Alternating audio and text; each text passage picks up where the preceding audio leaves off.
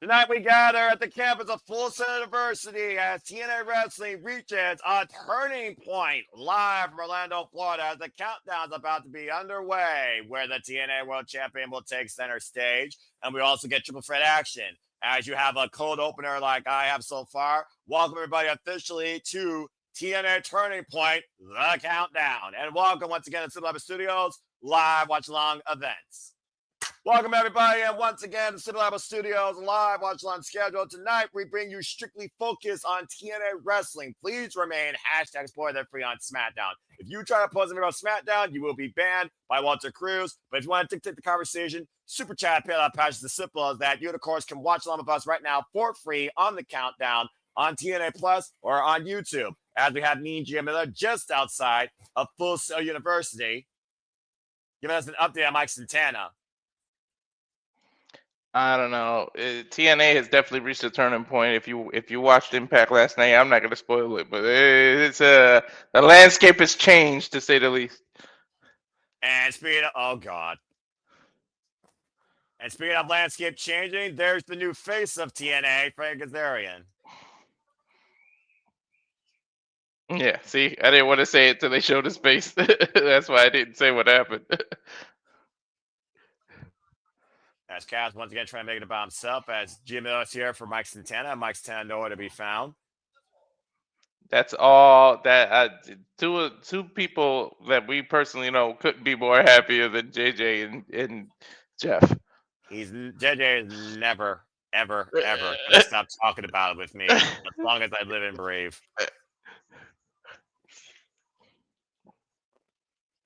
And of course, Director of 40, Cimarella, certainly has his hands full. Because again, after what happened last night on Impact with NXT Rejects and Robert Stone, Santino Marella has a whole different problem on his hands. Well, that makes sense. I mean, where are they tonight? They're pretty much the home base of NXT. As you see, Santino Marella, Director of Authority. He's placed security guards on every entrance. Nobody will enter or exit without proper clearance. He demands order, respect, and professionalism. This is not an open house. But kudos to Cimarella trying to hold down the piece as you see the crowd of Full Sail University trying to file in as we get ready for action to get place here. And here comes. Dude, look at the crowd already, and they just started. Well, this should be fun. If nothing else, this should be something. And again, folks, you will know that every match on here was basically made last night. And Jake Something looking to start something new here to try and find a turning point of his career as we get ready for a triple threat action. As the crowd's still fooling in right now in Full Sail University. And Jake Something looks ready to go though in this triple threat match, Walter. And, of course, he's had his fair share of fallout with Vance Warner over the TNA International Championship. Not to mention both these men were involved in the Call Your Shot Gauntlet at Bound for Glory. So I didn't know Hometown Man was a student. I mean, he lives in Florida, so there you go. Vance Warner, of course, ushering in the era of Warner alongside Steph DeLander. As we see Jake Something and Vance Warner renew hostilities here. And, oh, God, get a room. As everyone now is looking for a reset at this point, Walter, as we are, of course, removed from Bound for Glory. This is literally starting back from the beginning. It's literally a turning point. Turning point or starting point? You tell me. Meanwhile, here comes the Hometown Man sporting a Orlando Magic jersey. Well, in 2 months, it'll be a Genesis, right? Well, Genesis is truly where things began because that's truly a new beginning.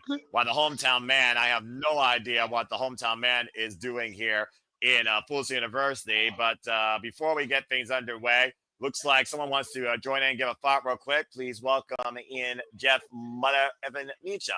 Jeff, hello. What brings you on to center stage? I said his name and he appeared. Apparently. You're muted. Y'all just started. Wow. Okay. Cool. Do me a favor. Can you go off the screen real quick? Just have just the three of us. Oh yeah, absolutely. Thank you. I'm not going to get to be on the whole watch along because I'm actually on my way out to Hollywood to watch a friend do her thing at a concert. But I know that everybody is like, I had 4 different people yesterday tell me privately, in addition to the group chat, watch Impact. So thank you, first of all, to Aaron for just blurting it out there for me and spoiling it, you jerk. But damn it, Aaron. That's okay. We love Aaron anyway. Most of the time. Of course. I said it. I borrowed from one of our Kings commentators that mentioned yesterday, but the long wait for all of us fans is finally over. I am so thrilled for Frankie Kazarian. You may not like the character, Noah, and I know the King of TNA character sticks in your shit. I don't begrudge you that one bit. But for my friend Frank, for our longtime pal of almost a quarter century, almost his entire career, I am over the moon for this man. And I hope to God that whole thing with Nemeth doesn't come out to bite him in the ass tonight. Because then they're partners, right?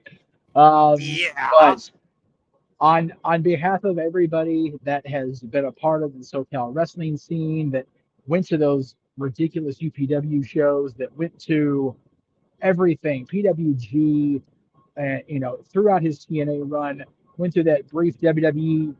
Sure, that happened. Ring of Honor, all the things.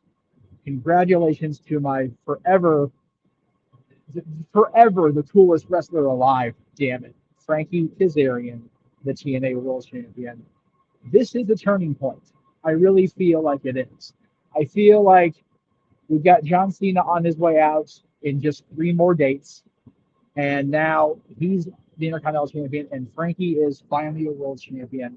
As much of a shit show as 2025 has been, my goodness. Wrestling-wise, it's probably never been better. And I love it. I wonder how much Cena influenced that and was like, hey, we should do this before I leave. Can I at least see it while I'm still part of the company? Yeah, man. So Frankie had a lot to do with Cena in the beginning. Frankie pitched it that he still wants AJ Styles in that Dream World title match. Carlos, look at me. Look me in my bloodshot eyes, Carlos. Look it now. Look it immediately. I don't give a fuck. Make it happen. I beg of you, Carlos. You're putting a lot of trust in Carlos Silva. That's all I gotta say about that. Hey, you know what? I met him at Rebellion. It should have happened then. I'll still say that. I'll die on that hill. It was here in SoCal, but whatever. We had to go with Trick. Anyway. That's the most left field shit, by the way this happened. No, it is okay. Even though it was spoiled for me, I still watched Impact last night, and it was the complete man. And NXT is the reason that cash-in happened, or that shot was called. Exactly. NXT's involvement completely made that a thing, which is why, Noah, I know you've warmed up to this version of NXT quite significantly, right? My goodness. It is my NXT now because it caused Frankie Kazarian to be the world champion. Maybe it was a thank you by WWE to TNA as a way of saying thanks for letting us sign Joe Henry before his contract was actually up. Here you go. We'll make your longest person win the world title now. You're actually faking that fucking idiot Robert Amen. He appears. Oh wait, no. Well, hang on. If we're what happened? Oh, hey. Continue. If we are gonna thank him, we gotta thank him by his TNA name.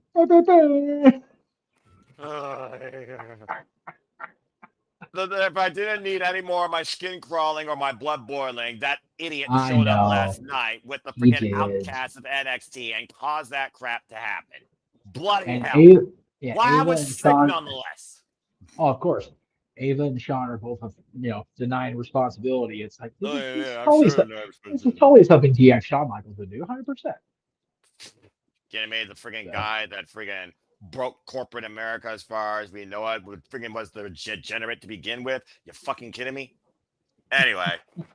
I'll let you guys get back to the countdown, but I just wanted to make sure I said my piece now. I'm sure I'll make it home in time tomorrow for shenanigans, and we'll get a full JJ and I not drinking because he don't drink near as much, but definitely a proper celebration. Long live the king. And fuck Robert Stone. Well, thank you, Jeff. Hey, Robbie was a guest on our show back in the day, but from your side of points, yeah, fuck Robbie. But you know what? Frankie's a world champion, so thank you, Mr. Stone. I appreciate you. As if I couldn't hate this NXT or Robert Stone anymore. Thank you, Jeff. Good night. Have a good one.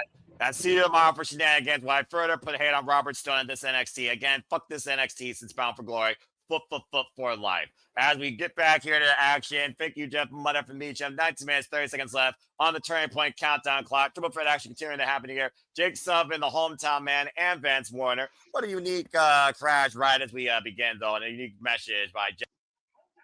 Is this an indication of who's next in line for the international title or what's Steve Maclin's title called? International Championship. Yes, Steve Maclin. And as far as who's next, I have no idea. Maybe Nick Nemeth calls a shot against him. I mean, whether or not we see Nick Nemeth call a shot tonight, it really comes down to if Nick Nemeth was attacked by Kazarian or Kazarian was involved in that last night. But that's not here or there. This triple threat here has a lot to do with the international title. I think whoever wins here might have a lot. Literally, two of these men have been involved for at least a couple of months over the TNA National Championship against Steve Maclin. You very well might be on point as Vance Warner and Jake Sullivan are brawling on the outside, while the hometown man right now is getting ready to fly crossbody into the outside. Or splash, excuse me. And shout out to everything Pro Wrestling, Safet, Bullyman, and Rock and Ropes also in the chat. Everybody tuning in to our Pops. And Pops, as always, we appreciate, respect Pops. We respect everybody here, except Robert Stone. Fuck him. Again, thank you all for tuning in. Please subscribe, comment, and tell a friend. And check out Rock and Ropes on the X as well, where he breaks the internet wrestling community anytime that he can. So I hope that he's enjoying things too. Not much. Good to see you, man, in the chat. Gotta get to see me again here pretty soon. Vance Warner! Nice DDT on the floor to Jake something here. Tornado style off of that. Okay, I get a room, guys. Oh, geez. How close is Motel 6 to Full Sail University when it comes to these two? Right? Saying this is a former GCW champion, let's not we forget. Of course, Jimmy Callahan's last matches. At least their real life is together. At least it's not two random people. I suppose you're right. The sliced bread out of the corner by the hometown man, but into the void. Cover. That's what's something. I think that might have been hometown man's first loss. I believe you're correct. And he was actually pinned. He wasn't necessarily outside the triple threat, but Jake something sending a message that he plans to do something before the end of 2025, and it very well could involve the TNA National Championship. Again, into the void, playing the hometown man, sending him back home as a loser. Yeah, Florida's not good to him. Well, I mean, how good has it been for the Orlando Magics? How good has it been for the Jacksonville Jaguars? How good has it been to insert something here from Florida? Y'all might have a freaking Disneyland or Disney World, whatever the fuck you got down there, but you got hurricanes as well and giant bugs and all the freaking elders you can have on a beach. Anyway, that's not here nor there. We're at Full Sail University. Press the crowd on here. And again, folks, you can be part of the conversation. You can also tune in with us. Promo code on your screen. Get 1 month free of TNA Plus. This service somewhat sucks, but it's somewhat decent. And you can actually watch Turning Point with us live as well. So go to a improv commercial as we always do at TNA. I never really had an issue with TNA Plus. I mean, dude, I think you talked verbatim about the logo and the music, and we've also had issues with it freezing and lagging. Oh, yeah, the logo, but it's better than watching commercials. I suppose, including this type of commercial where they remind you that TNA Plus, you haven't seen anything until you've seen everything for $9.99 a month. Streaming now. I forget how much it costs because I bought yearly. I monthly bill. Screw that. As we got B.D.E here with me and Gia Miller. B.D.E, of course, will be in action tonight against Flop Dollar. My bathroom break match. But I am home in B.D.E. Champ? And didn't he have a title in HOG or some other B.D.E? company? Nah, yeah. I'm not sure exactly, but apparently B.D.E and Flop Dollar have history going back to Wrestling Revolver. And I don't think Cheese will be involved. But of course, this match was made last night out of TNA Wrestling at the B.D.E. was planted for a table. Seems the only way that freaking flop is relevant was to plan somebody for a table and get some match out of it. And you know what? No, it's the guy. I was confusing him with the Rascalz guy. He's a champion in HOD, isn't he? Myron Reed, yeah, he's also a champion. He's a champion in Wrestling Revolver, part of Killer Gomez Killer Kelly. Of course, we'll see Myron Reed and the Rascalz to come later tonight. As B.D.E. looks to prove to AJ Francis that he belongs. Looking to embarrass. Personally, anytime that AJ Francis can be embarrassed, it'll be a good night for me. So I hope that he's correct. And again, B.D.E., of course, came into TNA during the Call Your Shot Gauntlet at Bound for Glory, for those that are wondering. Bright young prospect up and comer in the independent scene. Oh, brother. Talk about a turning point in TNA as we know it this year. I'm going to take you back to last night, Walter. Unfortunately, your fucking NXT rejects of Robert Stone, Lexus King, Brooks Jetson, Charlie Dempsey, and the GTA knockoffs, they attacked Mike Santana as Mike Santana was trapped in an armbar and his right arm was crushed in a steel chair. I wonder if, take kayfabe away in real life, I wonder if something was up with Santana and that's why they did this. Who knows? But I tell you what, who was up for the chance to finally call a shot at Kazarian as Mike Santana looked to freaking spin the block, unable to, deep roll up, and ladies and gentlemen, Frankie Kazarian became the new TNA World Champion. Long time coming again. 2 decades plus for a man once called the future, now the face of TNA in this present. So the future has finally become the present, huh? And speaking of which, now presenting your current TNA World Champion. Here comes Frankie Kazarian. God help me. Dude, look how many people are there, and this show officially hasn't even started. Shit, look how full that is. At the end of the day, they probably sold a lot of free tickets. Also, when you're in Florida and you got a local crowd, it's pretty easy to sell out that place. Well, yeah, Full Sail is kind of easy to sell out. Yeah, Full Sail is a small venue. Let's just call it what it is. Even with it's perfect for TNA. Yeah, I will give you that. But I don't know if this guy is perfect to run TNA at this day and age. Hey, the silver lining, you're a positive guy. I find the silver lining in anything. At least the title's still in TNA. You know, Walter, there's a reason why no human being on the planet is 100% positive, especially with professional wrestling. And if there's one thing I've learned in this NXT relationship, this is not my NXT! Based on what the turning point brings, I might soon say not my TNA if this becomes more of a similarity. But that being said, to your point, a TNA original does hold the TNA World Championship. Mm-hmm. As he called his shot last night after being declared a co-winner of the Call Your Shot Gauntlet just last month at Bound for Glory.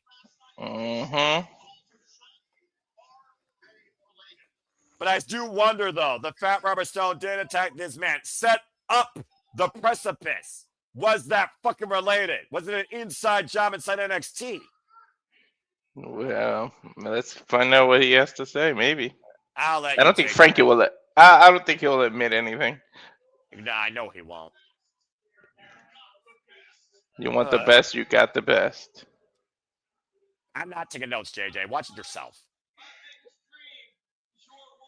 My biggest dream, or my best dream, is your worst nightmare. I'm your world TNA champion.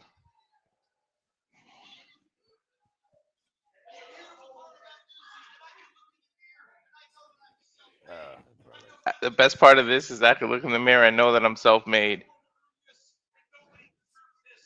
Nobody has earned or deserved this more than me. Yeah, TNA OG, original class. I understand that a lot of you are sad. I've seen hate on social media posts. That don't surprise me one bit.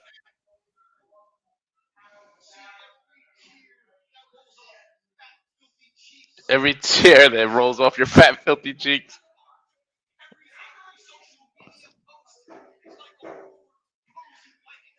Every bad social media is like a warm blanket to me, so I ask, please keep it up. Just feed this man's ego, bigger than Ollie Griffin Page.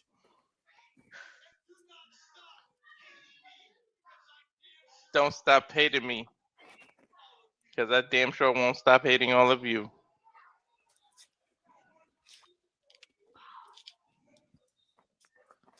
Ugh. Have to address one more thing. When it comes to the involvement of NXT wrestlers.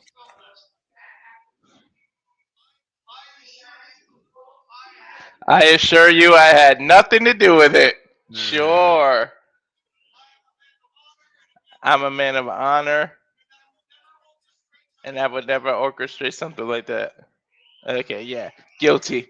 How do you know he's lying, Noah? Because he's opening his mouth. I was about to say, this was a man once part of a team called Bad Influence. I figured tonight I'm going to go ahead and call somebody out. Ooh. So, TNA President Carlos, would you please make your way up to the ring? Why is he calling him out? What the hell does Carlos Silva have anything to do with this? Freaking Timu Tony Khan, that's a freaking entertainment entrepreneur and not a professional wrestling fan or a professional wrestler. It took charge away from Scott D'Amore, Gail Kim, and everybody pretty much when TNA became a WWE affiliate. You said you have digging the Dana White cosplay. The skinniest Dana White I've ever seen. Normally, when somebody wins a world title, you're right there to present them with the title. Last night, the biggest moment of my career. You were nowhere to be found. So I'm curious why that is.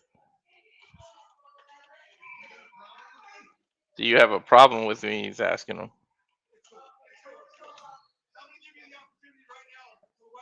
I'm going to give you the opportunity to right or wrong. I'm going to allow you the privilege to present me with this TNA world title in front of all of these idiots.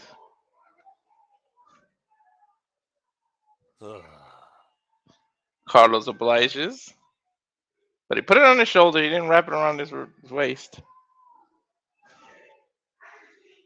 There's the reason why this crowd is mostly quiet.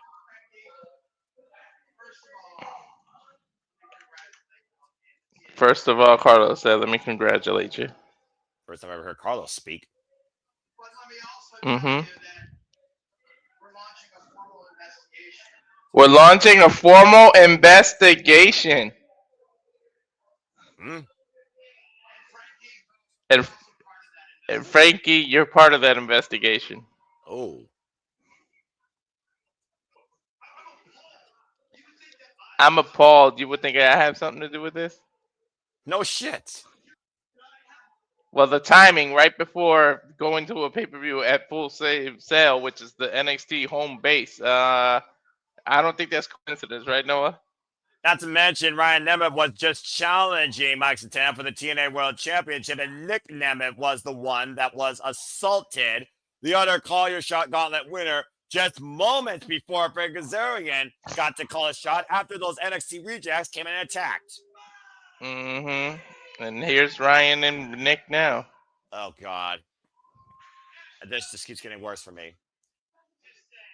My big brother has something to say. Thank you for not saying it like his nasally friend dresser voice. No. No. Look at the dogs. Of course, Nick Nemeth, history with Frankie Kazarian goes all the way back to last year's Slammiversary, but Nick Nemeth pinned that man in the six-pack challenge, become the TNA World Champion. By the way, you removed them. Give it to give it to your dad. He'll fix it.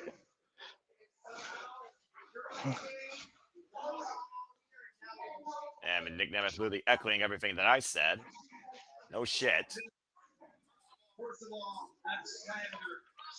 First of all, that's slander. No, I think it's fact.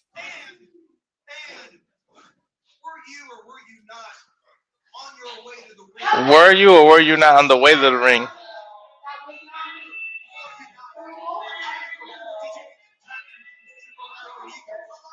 He said you got tackled. You tripped over your own ego. Frankie could calling out somebody because of their ego is the most hypocritical thing I think I've heard. You realize who you're talking about, right? That's the pot calling the kettle black.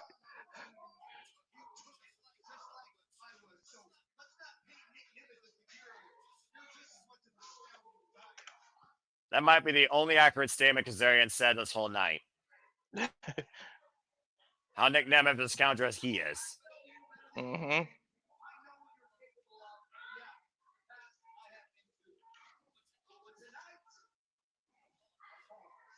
He's calling a shot. Tonight he's calling a shot.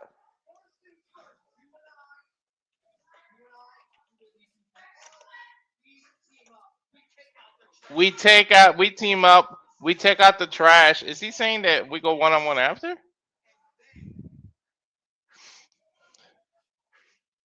And Sounds then I like call my shot.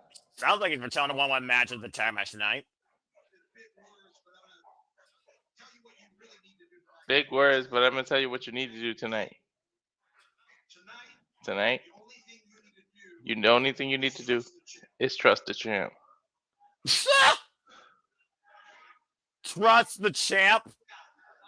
Trust?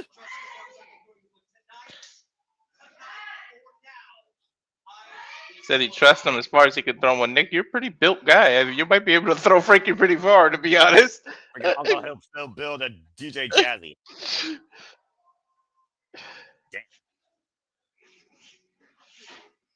Oh man, does Frankie even come out for that match, or does he get himself? Does he abandon his partner and just leave? I mean, how can either of these men trust each other is the better question. You literally are teaming with the man that's already calling his shot for the TNA World Championship that's on your damn shoulder. These men together have combined ego that's bigger than Mount Rushmore. That's putting it politely. Well, that being said, folks, let your conspiracy theories be known, because just to recap, there is being a formal investigation right now on the TNA, on the NXT rejects of Robert Stone and that attack that led to Kazarian assaulting Mike Santana, post-assault Mike Santana, chuck on a shot and pinning the man for the TNA World Championship. Inside job, very well likely, as we get ready for Turning Point here, literally within a couple of minutes. Wonder where that's going to lead. Well, I guess we'll find out soon enough. We'll go ahead and run down the card real quick. This is a match. AJ Francis takes on B.D.E. 1-on-1. We also have Cedric Alexander versus Hartwell against Mustafa Lee and the Great Hands, as the Great Hands not lead looking to take one step closer, improving the most dominant faction. Indi Hartwell goes 1-on-1 with Dani Luna in a no disqualification match. We'll see if the Heart don't quit after this. TNA Knockouts Championship is on the line as and Tessa Blanchard take on the Inspiration against the Angel Warriors. The defending champs will be fighting champions against two teams that step forward. After JDC announced he's retiring officially in January at Genesis, he will still stand by the system, as the system takes on the Rascalz, a returning Rascal tonight in 8-man tag team action. Who could that be, and do you still trust the system?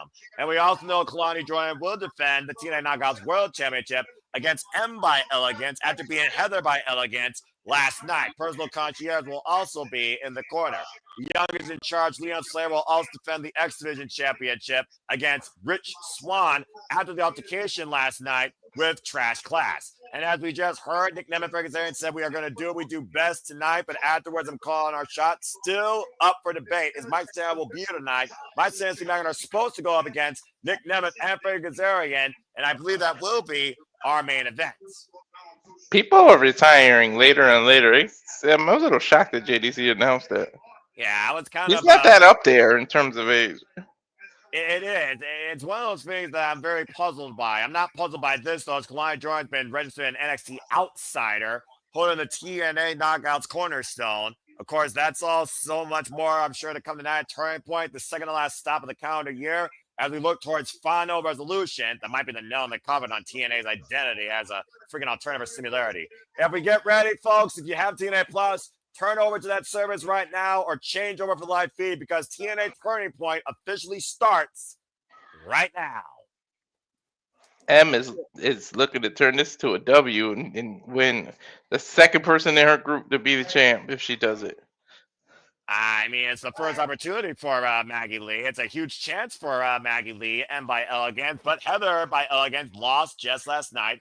And right now, if Kelani Jordan goes through this, she's already booked, thanks to the director of Florence Cinderella, to defend at Gold Rush against freaking Jordan Grace and Lei Ling Lee.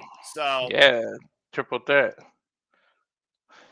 You know, when 2026 comes around, can we like chill out in the triple threats? Like, gosh darn, like we've had so many triple threats in 2025, I've lost count. Can we like chill out with it?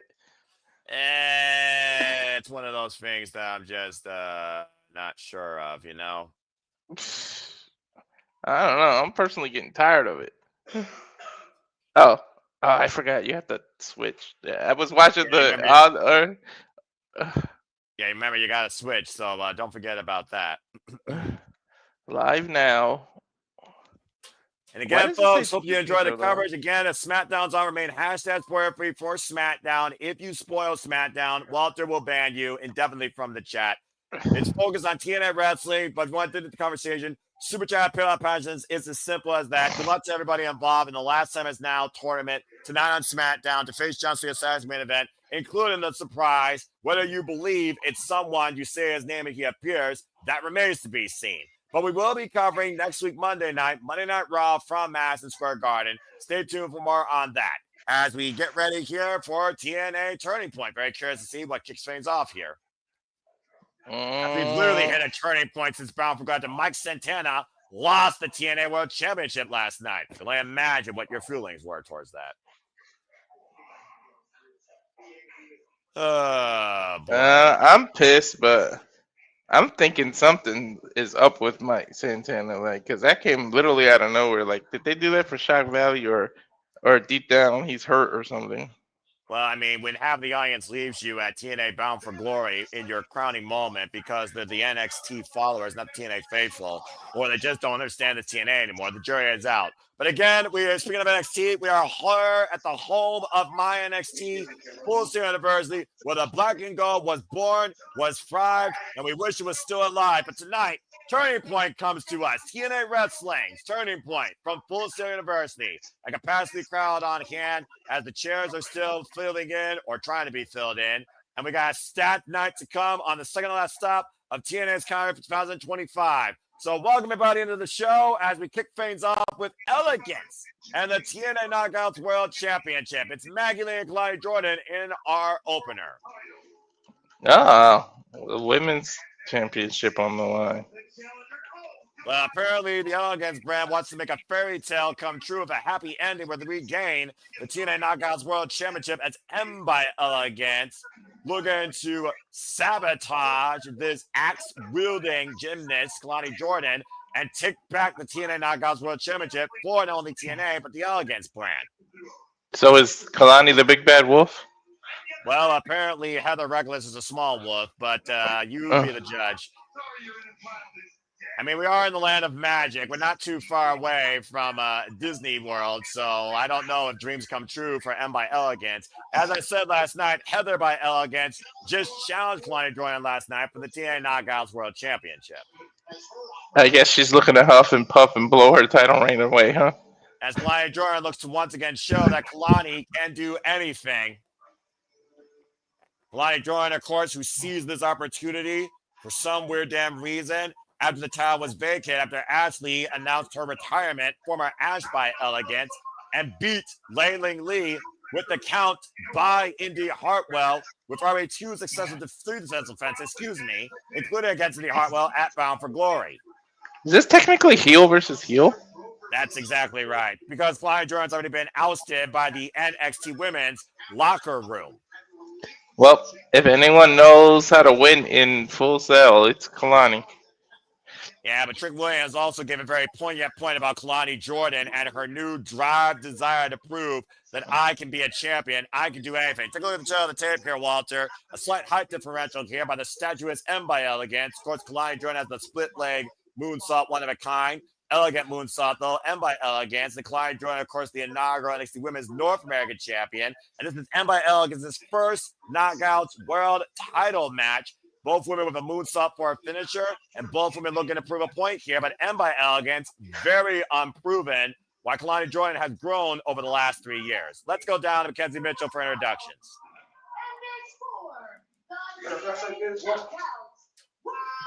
Oh boy.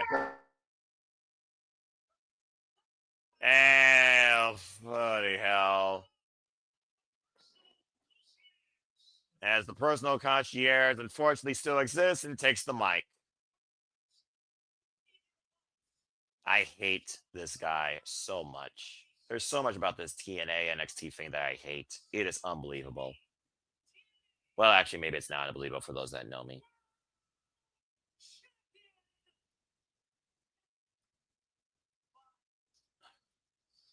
And by Elegance, my freaking ass. You're not very fond of the Elegance?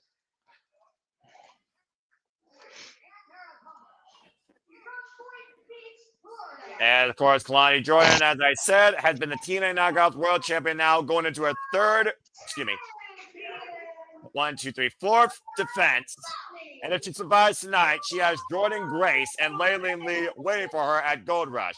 After Zaya Brookside and Layleen Lee said, "We welcome you to TNA," Kelani wanted none of it, says she doesn't need them. She is in this for herself because, let's be honest here, Walter, much like Trick Williams, if Kelani loses this title, she becomes irrelevant. Yeah, pretty much. And she basically is an outcast now in her own damn locker room. I was going to say, I wonder whose locker room she'll be in because nobody wants her. A little bad whoop. Heather by Elegance might be a difference maker here. Of course, the Elegance brand always loves to use the numbers in their favor. Let's not forget, Maggie Lee, M by Elegance, was introduced into the Elegance brand, saving the TNA Knockouts Tag Team Championships for the Elegance brand all the way back earlier this year. Nice snapmare there, and Kelani Jordan with the follow-up. Dropping the crossbody, Maggie Lee, great roll through, hook on the far leg, gets a 1 count. And they get to the midsection by the statuesque M by Elegance. Pretty much been the enforcer for the Elegance brand, for being perfectly honest.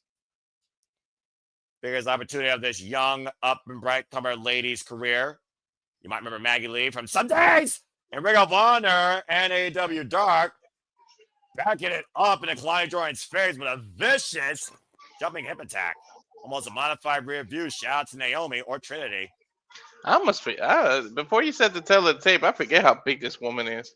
One of the tallest women in the TNA Knockouts roster, by Kelani Jordan just booted her to the outside. Now, Lift some more weights, and I would love to see her and Amazon go at it.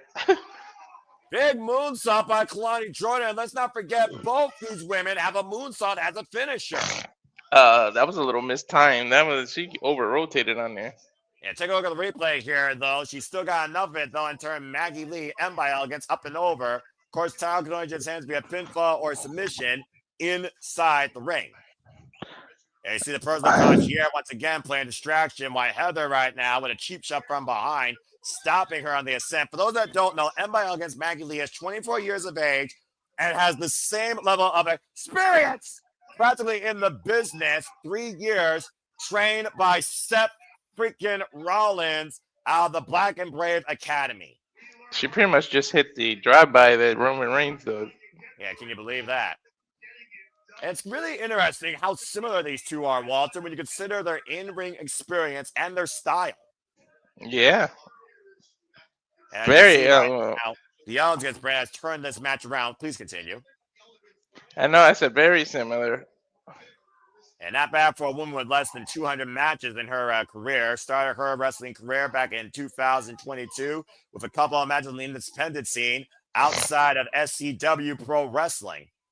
Man, can you imagine her at like Jordan Grace's muscle capacity? Never now. I mean, again, the cardio for days, Maggie Lee has demonstrated. Maggie Lee, of course, previously has involved in many promotions, including Ring of Honor.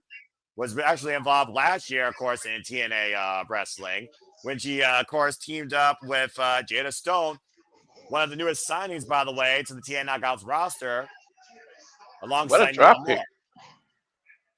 I'm about to say the extension, the reach of that drop kick, too. Mm-hmm.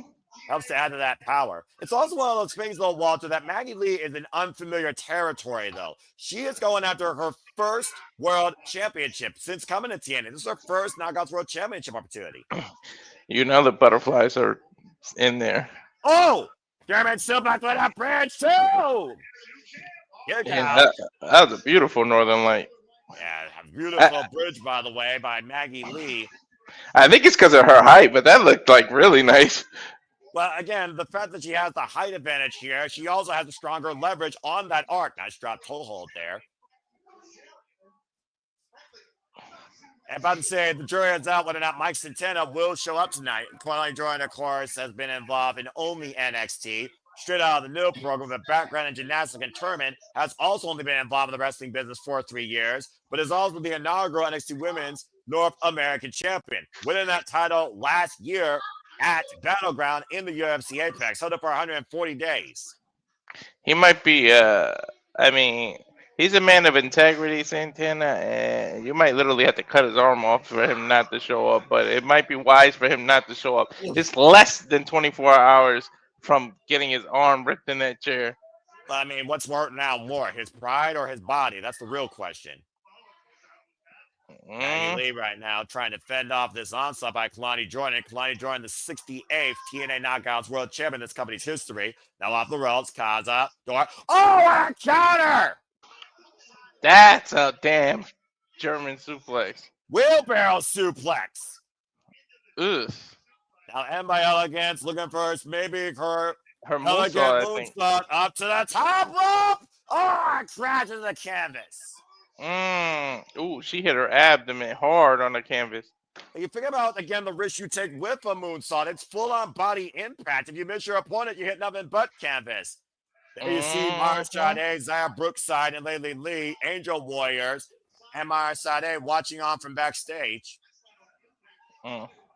Again, these 3 men were given an olive branch to Kelani Jordan. Kelani Jordan did not accept it. And you almost wonder, would you want numbers in your quarterback face of the Elegance brand, Walter? Why the hell not? That's usually the name of their game, right? Especially with that jackass out there. Well, I mean, at the end of the day, also, we live in a weird world. We have an NXT superstar holding the TNA Knockouts World Championship. Yeah, but you already ousted your own locker room. Now you want to do it to the TNA locker room, too? The people literally offered an olive branch to you. I feel like Kelani Jordan right now is just having a young career crisis, knowing that if she loses this title, where the hell does she stand right now? Oh, and a pump kick by Elegance, turning Kelani Jordan's face sideways. Answer is she doesn't stand, especially after that pump kick. Press kick, though, by Kelani Jordan. Nice receipt, rocking M. The sidestep. Big forearm shiver, though. And again, Kelani Jordan trying to mount a comeback. Cartwheel, back elbow. Caught, though, by M. Now M looking for something bigger, hoisting up. Kelani lands on her feet, though. Now looking for the attempt to the Kana roll. Cover, there's a roll up, and M able to kick out. Man, these two know each other well. Like, it's the first time they faced off, and they are counter after counter after counter. Well, again, when you have a similar style, I think you're better able to scout that. And again, the difference with these two is minimal. Now measuring M by Elegance for something big here is Kelani Jordan. Kick to the midsection by the TNA Knockouts World Champion. Hooking up M. And M refusing for the B suplex. Again, the leverage in favor. Just looking to tail the tape with the statuesque legs differential height here. Face lock now by M. Hooking up Kelani. Kelani able to escape. Now hooking up M. Look out. I mean, what she got? A 4-inch reach? She got a 4-inch height advantage? Leg drop and a kick out at 2. It's a 4-inch advantage she got, right? Yeah, but I was saying that was an innovative offense, though. Turn that reverse DDT into literally a guillotine leg drop. No. Quite a competitive opener here, actually. I'm quite surprised. Oh, she had 6 inches on her. Yeah, this is competitive. Why would you be surprised? It's the knockouts if it. Well, never mind. Because M by Elegance in experience. That's true. We've only seen her as a tag team specialist or a heater and enforcer, looking for that one-of-a-kind moonsault. Takes the base out from Kelani, though. Now M falling up. And another vicious pump kick to the side of the head of Kelani Jordan. Well, at some point, it's either step up or step out. And she's stepping up. Michinoku driver hasn't done the deal. Elegantly kick it to again by the champion. You know what I mean? What's the other cliche? When opportunity knocks his door, you open it. Half a count away from the Elegance brand getting back the TNA Knockouts World Champion. Look at this beautiful Michinoku driver and high stack roll up. That shit was clean. And voted her up. Shout out to Dwayne Atkinson. And of course, everyone in the chat. Hope you all doing well. Charles Schultz, good to see you. Again, Dwayne, the only way you can watch TNA Turning Point with us is if you're a TNA Plus subscriber and watching the TNA Plus app. Nice high kick there by Elegance. Going up to the top rope. Kelani able to get out of the way. Creating separation. Gets the midsection again by the champion. Split drop stunner. Woo! This is just stunner. Got all the base on that. Hook of the leg. High stop. Get a kick out of 2 by M. Maintains leg control. The athletes that the females of today have become, That's a deep busting crab. Single leg crab now being applied here by Kelani Jordan, trying to neutralize the strength and the stature. There you go. Elegance. And she's so long she could reach the ropes that Kelani did the smart thing and sat down completely. Yeah, but look at the way she's hyperextending that knee right now, and all of her body weight sitting on M. M, though, able to roll through. That's the best way to escape that hold. You wonder how much damage was done, though, why she sent Kelani Jordan face first in the middle of turnbuckle. The long legs help. Stop there by Jordan, looking for one of a kind.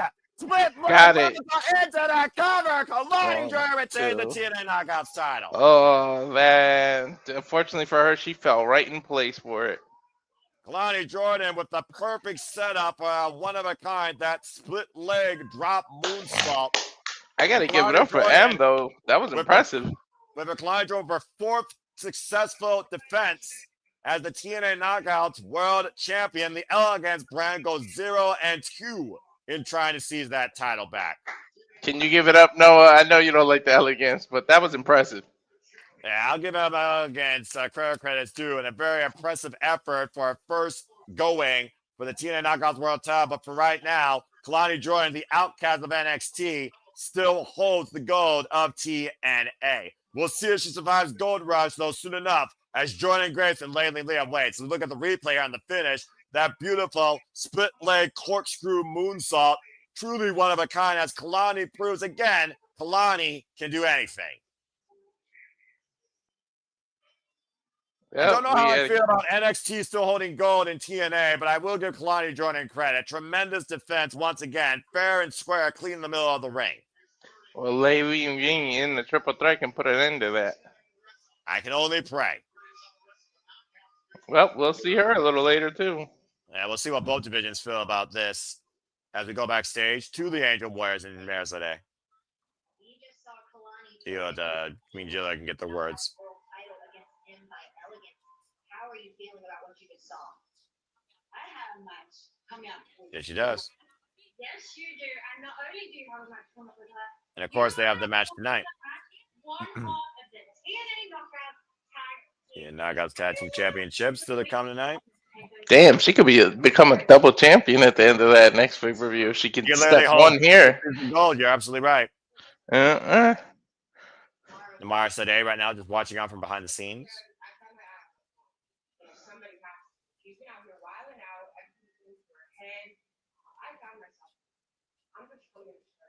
Mara Sade, of course, prove what the knockouts are. You come here, you find yourself. And why is Ryan Nemeth right now on my screen? He's telling Gia that this isn't a story. This.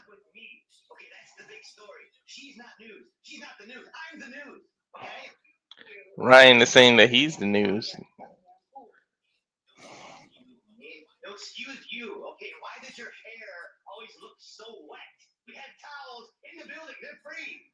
Blow dryer, something, anything. Oh, good grief. My brother might call a shot tonight. You think about that? Did you think about that? Did you guys think about that? I thought about it. Did you think about that? This guy is more annoying than Scrappy Doo. Right, tell me about it. You really want me to tell you about it? Jesus. Dumb and Lucas, brother. Why does he care if her hair looks wet? I don't know. Ryan Nemeth again, the most obnoxious man to ever be on your TV screen.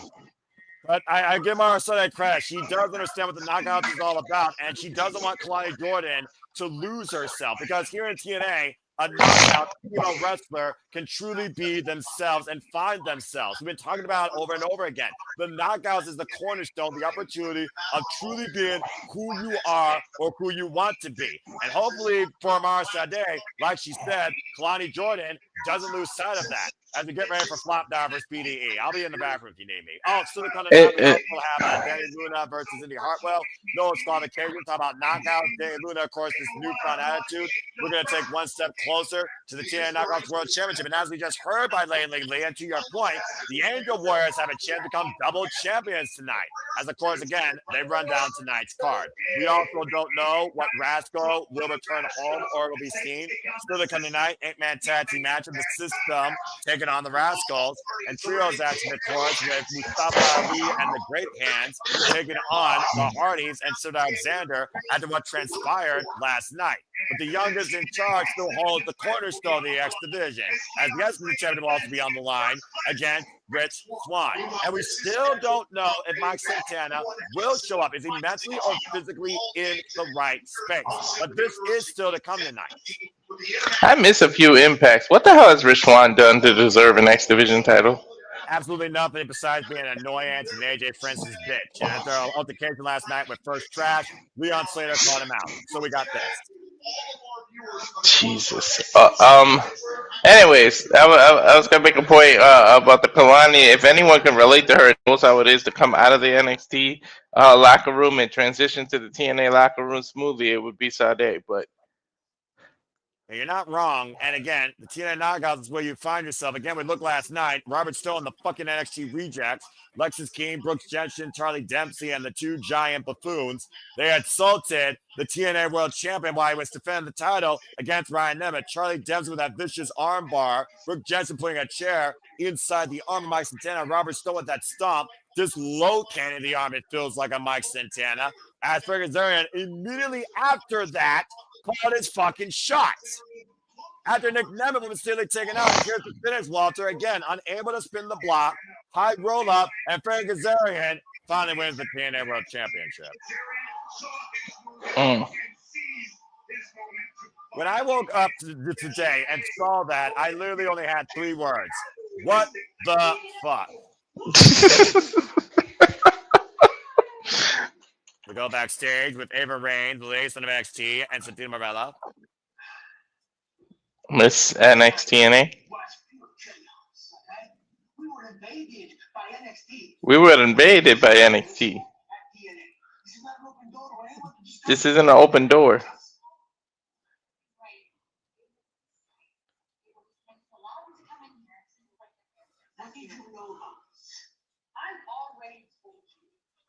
She's asking Ava what he knew about it, what she knew about it. Uh-huh.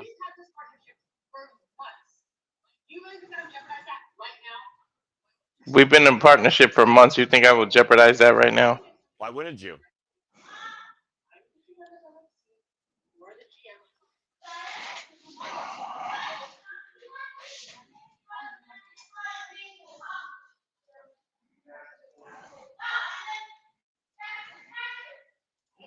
Bottom line, WWE doesn't give, WWE takes. Ava Rain works for WWE. She's the enemy, period. Not my NXT!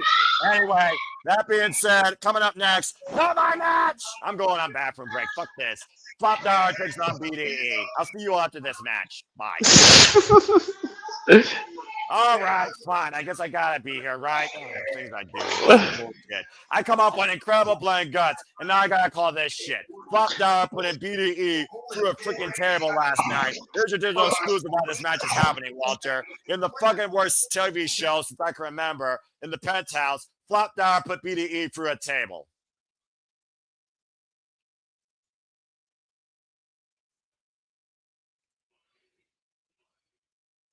All AJ does is cost money. He doesn't give you money.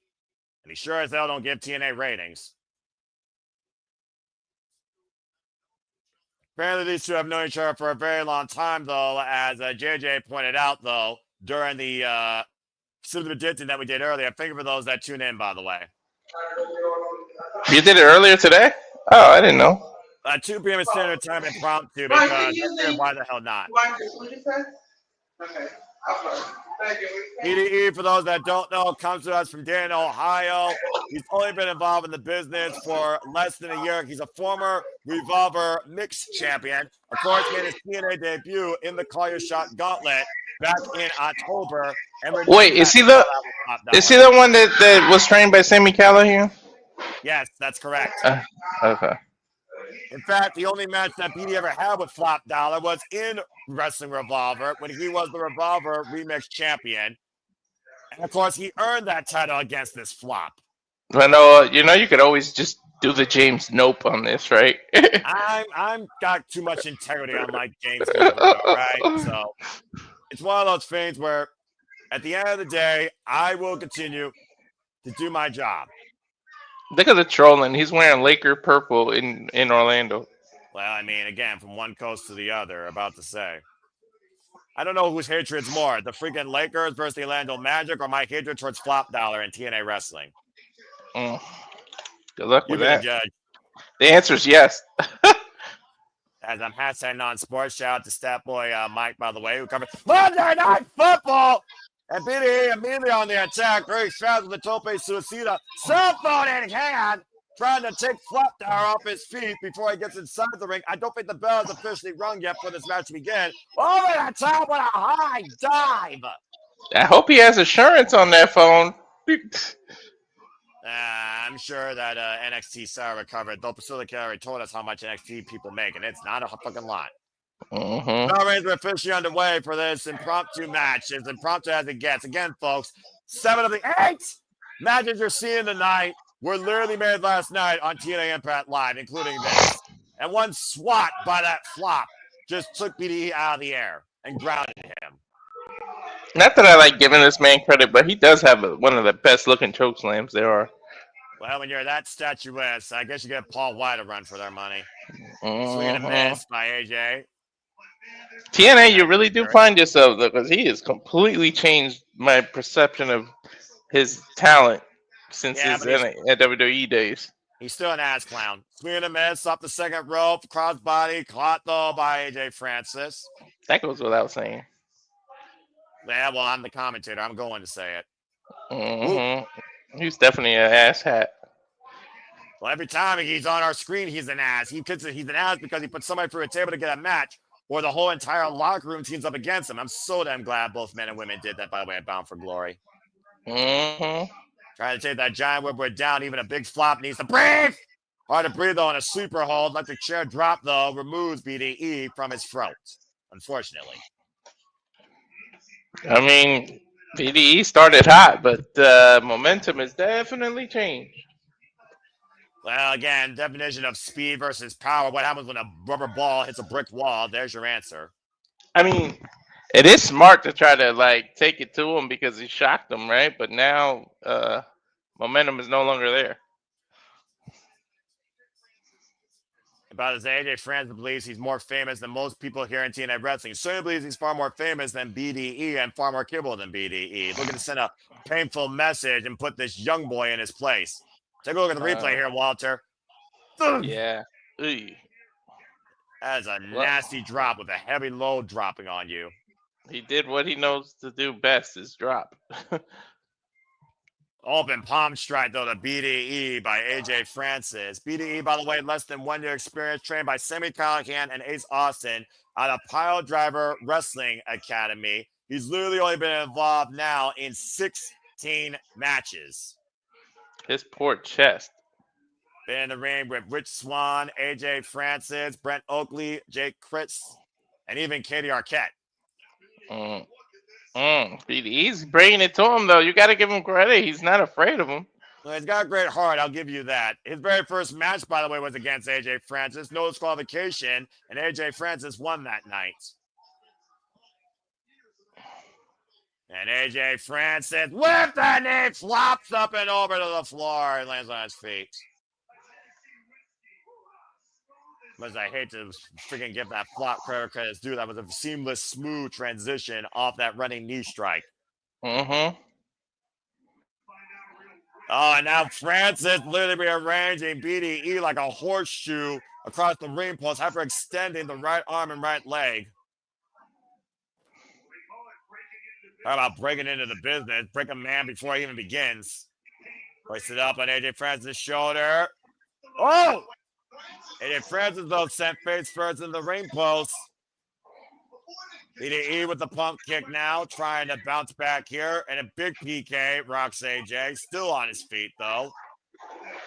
Looking to follow up. And again, AJ Francis catching B.D.E. Oh, no. Oh, no. That's a bad way, Noah. Gosh! Ah! Did you see the way his neck landed?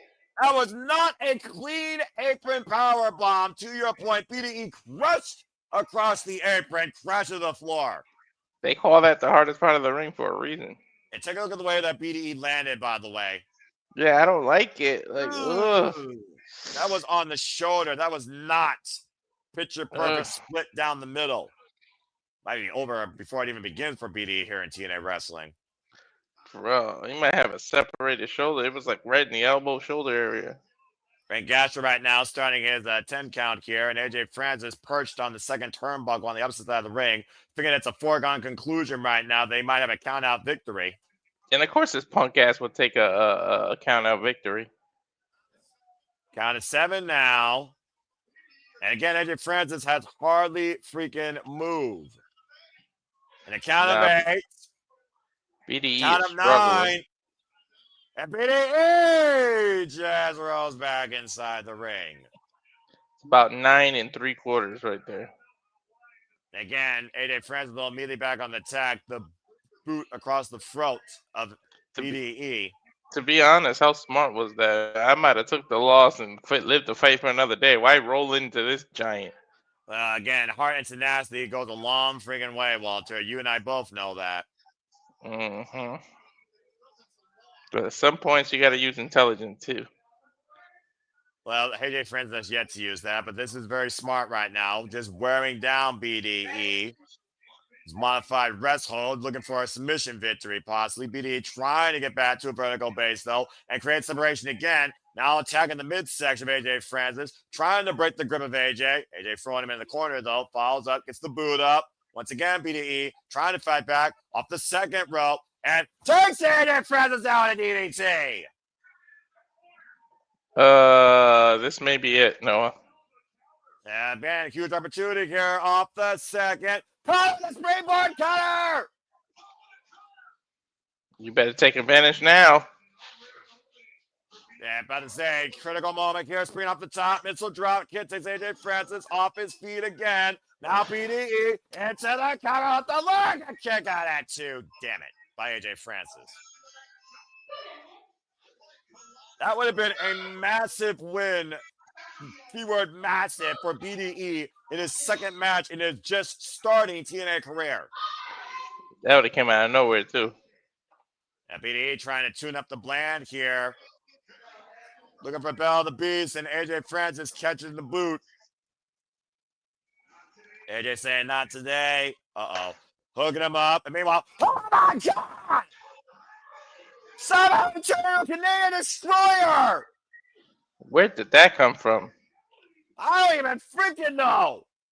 He pulled that out of nowhere, literally.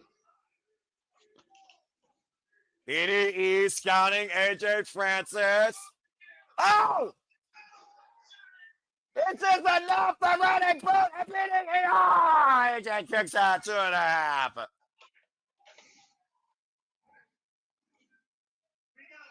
How the hell did B.D.E counter this and turn it into a destroyer, Walter? I don't know, but they need to show. There's the replay. I was going to say, that was crazy. Again, didn't end the matchup, though, and neither did that running boot. Now B.D.E once again going up to the top rope. B.D.E looking for a huge win here again. Double star with a splash, and AJ rolls out of the way. Much like M by Elegance, there's things to take away in losses, man, because he's impressing right now. And just cut in half with that spear, though, by AJ Francis.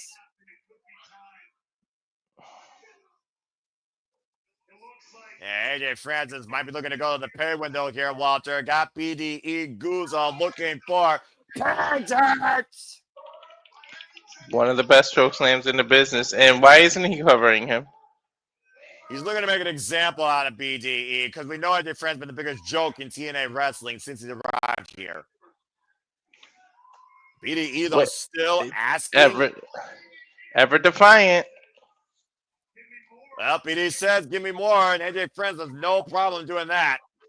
Oh, God, another down payment. Double down. AJ Francis in the cover. God damn it. And AJ Francis wins. And the crowd goes mild.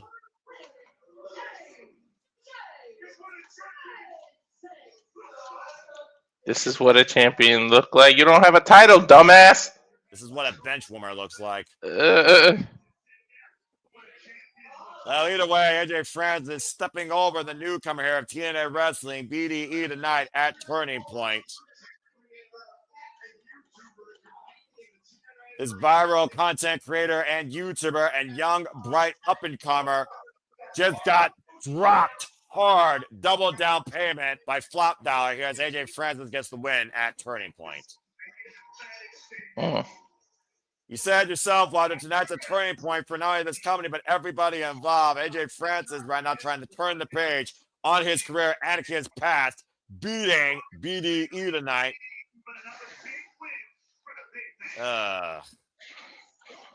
Hope that's the last time I don't got worried about seeing him tonight. But right now, it's time for the injury report, courtesy of Bioflex here for TNA Wrestling. As, of course, I'm sure the injuries have stacked up until last night. Again, Mike Santana, after the attack by the NXT Rejects and Robert Stone, his injury is undetermined and his status is undetermined as he's been missing since losing the TNA World Championship to Frankie Kazarian.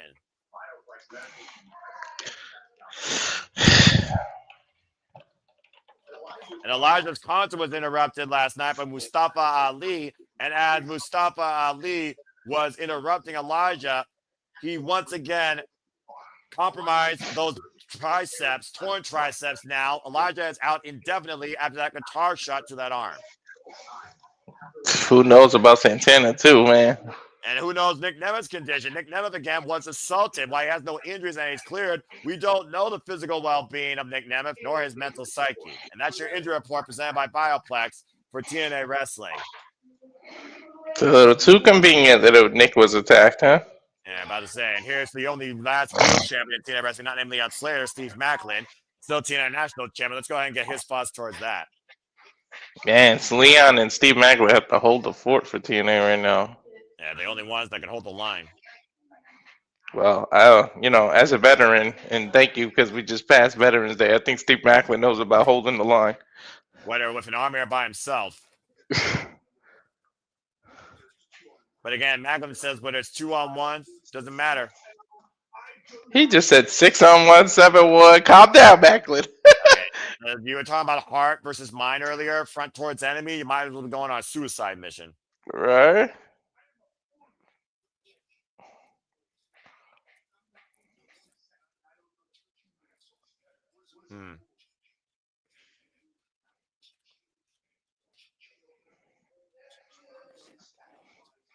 He knows what those two are capable of. He respects it, but he don't give a shit. Nothing stopping him from his destiny tonight. You want to fight? You want to go to war? I'm the absolute worst person to do that with. That's true. I told you he's combat veteran. I mean, again, shots fired by NXT, and Avery said she had nothing to do with it. You're the Rock's daughter. I don't trust you. I don't trust WWE, especially with the ticket prices inflated more than ever, and the fact SmackDown's going to 3 hours next year, again in January. There's nothing good about WWE, in my opinion. Nothing. And while Steve Maclin is not afraid to go into war alone, these two aren't afraid to hurt each other tonight as Indi Hartwell prepares to go to war again against Dani Luna, this time in a no disqualification match. I'm not used to seeing Dana Luna in singles action. I mean, I know what led up to this, but still, sheesh. Well, speaking about up to this, here you see it last night. These two faced one-on-one, and Hartwell had enough of Dani Luna's shit. After Dani Luna brought a steel chair in the ring, Indi Hartwell was the one to fire the last shot and got disqualified. looking to send a message to Dani Luna, who's been affording her backside since that heel turn earlier this year in her fall with Jody Fred. And remember, Indi still has a title shot coming on later. Well, that remains to be seen, as we did see Indi Hartwell lose at Bound for Glory, but Dani Luna is looking for her first TNA Knockouts World title shot. And just 2 weeks ago, she beat her former tag team partner, Jody Fred, literally putting Spitfire in the past behind her. Dani Luna has gone to business for herself. Yeah, at the very end of the day, it's a selfish business. Well, if you're not trying to be number one, get the fuck out. And Dani Luna is finally trying to do that on her own. And And I don't think Dani Luna forgot what Indi Hartwell did to her last night with that chair salt. She's looking for I see a stop sign. Against no provocation, anything goes. Use anything you want. And to your point, still chair. Dani Luna fired up here tonight, looking to rearrange the spine of Indi Hartwell.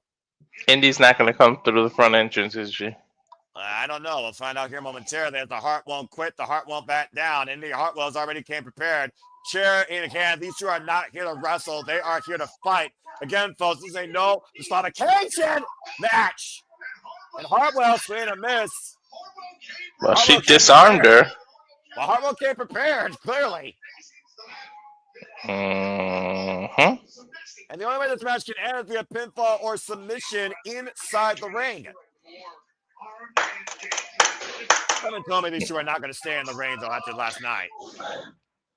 And a little bit of candlestick. Oh!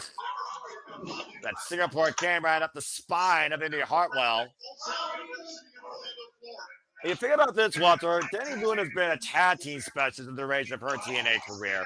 And now Indi, chair in the midsection. Indi Hartwell, who came into TNA this year at Rebellion, has been nothing but a solo competitor. Mm-hmm. And Indi Hartwell right now looking to become the knockout, trying to find her turning point after losing at Bound for Glory, to your point, on her shot for the TNA Knockouts World Championship to Kelani Jordan. Oh, yeah, that's right. She already got a title shot. Yeah, I'm about to say, do I have to remind you of the history here? Face first, No. Indi Hartwell on the timekeeper's table. I'm trying to... Either way, she's a future champ. Well, you would hope so. It looks like Dani Luna taking a refresher here and literally spitting it out. Hey. Oh, that's not sanitary. Oh, Frankie had to wait 20 years. Indi can wait a little bit.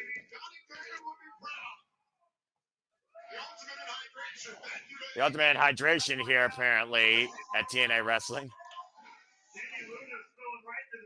Dani Luna right now looking for more plunder and need for me. Another steel chair coming into play. Dani Luna, of course, like I said, would win over Jody Fred just 2 weeks ago. Of course, turned to her own personal matters after losing her chance in the 8-4-1 match, and then Indi Hartwell winning that to win her TNA Knockouts World Championship opportunity. They actually gave these two dangerous ass women a ring full of weapons underneath. I mean, you shouldn't be surprised how personal this got. I mean, again, Dani Luna has been trying to break Indi Hartwell since Indi came into TNA. I think she has one of the most unbreakable spirits right now. She's been through enough. I mean, about to say, the heart won't quit for a reason. There's a reason why that's her theme. And a ladder coming into play. Let's not forget Indi Hartwell knows how to do things not only her way, but the Gargano way. Formerly part of the way, alongside Candice LeRae. Oh, it was flying by Dani Luna to Indi Hartwell on that ladder. The fact of the matter is, Walter, while Indi Hartwell was getting the plunder, it allowed Dani Luna to recover. Yeah, it takes time to go look for a weapon and find it, and you're giving your opponent all the time in the world while you do that. Got trash can, we got a ladder, got Singapore canes, and a chair right now in the ring. Who knows what else is underneath there and what else these two want to use against each other. I shudder to think. Is that a long ass screwdriver? I've never seen a screwdriver that long, but I think Dani Luna is looking to rearrange Indi Hartwell's face or choke her out here, literally using it underneath the throat of Indi Hartwell here. Modified sleeper hold. You can use it as a backup to the tool that loosens the turnbuckle. But it doesn't matter here if Indi Hartwell doesn't quit. That doesn't win the match. No, I'm saying that's where that would be under the ring. Like, the ring crew could use it as a backup to take off the turnbuckles. And again, Or Dani tighten them. Luna has been hell-bent to go after the TNA Knockouts World Championship before anyone else has a chance. Oh my God! Did you hear that? If that would have hit her. Oh, man. Well, that hit her, though. Running her back first in the steel ring steps. Surprised Dani Luna didn't have a stinger effect prior to that, though. We got the ladder. We had chairs. What's left, Noah? Tables! Well, I mean, it wouldn't be a no disqualification match without TLC, and it's not tender loving care. Somebody's been watching Toy Story. We're about to get Woody. Indi Hartwell again, though, giving Dani Luna great time to recuperate, though, and I don't know if this is wise. Turning your back on your opponent. It's the problem. It takes too long to set it up. Like each weapon. Dani Luna right now taking advantage of that opening, to my point, as Indi Hartwell right now was doing face first into that table. Now being set up on the apron. Let me get rid of that screwdriver. I'm so nervous about it. Move it. Move it. We see what Don Kyle's can do a bit. Indi Hartwell though up on the shoulder. Whoop. Got Dani up on the shoulder. Woo. And Dani nearly pushing Indi into certain disaster. That's sand. Powder! Thrown in Hartwell's face! Blinded!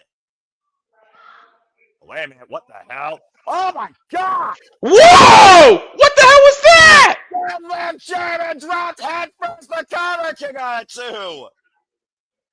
Dude, the way she did that was almost like a rope-assisted tiger bomb. I don't know, a tiger like dragon German. Well, the way she landed was horrible. That was a deadlift German on a blind Indi Hartwell from outside the ring to inside the ring, landing high on the back of her head and neck. Take a look at the replay here. Indi blinded by, I can imagine, powder, and look at the way Indi lands. Almost face first, nose first, almost turned her completely inside out on that suplex. That was like a 3-step suplex. That was crazy. And somehow Indi was able to kick out as Dani Luna lining up Indi Hartwell with that kendo stick. I almost feel like at this point, Dani Luna is not here to win. She is here to send a statement. The fact that Indi Hartwell, not only challenged for the TNA World Championship, she's the reason Kelani Joy has in the first place. Probably fuels Dani Luna's ire even more.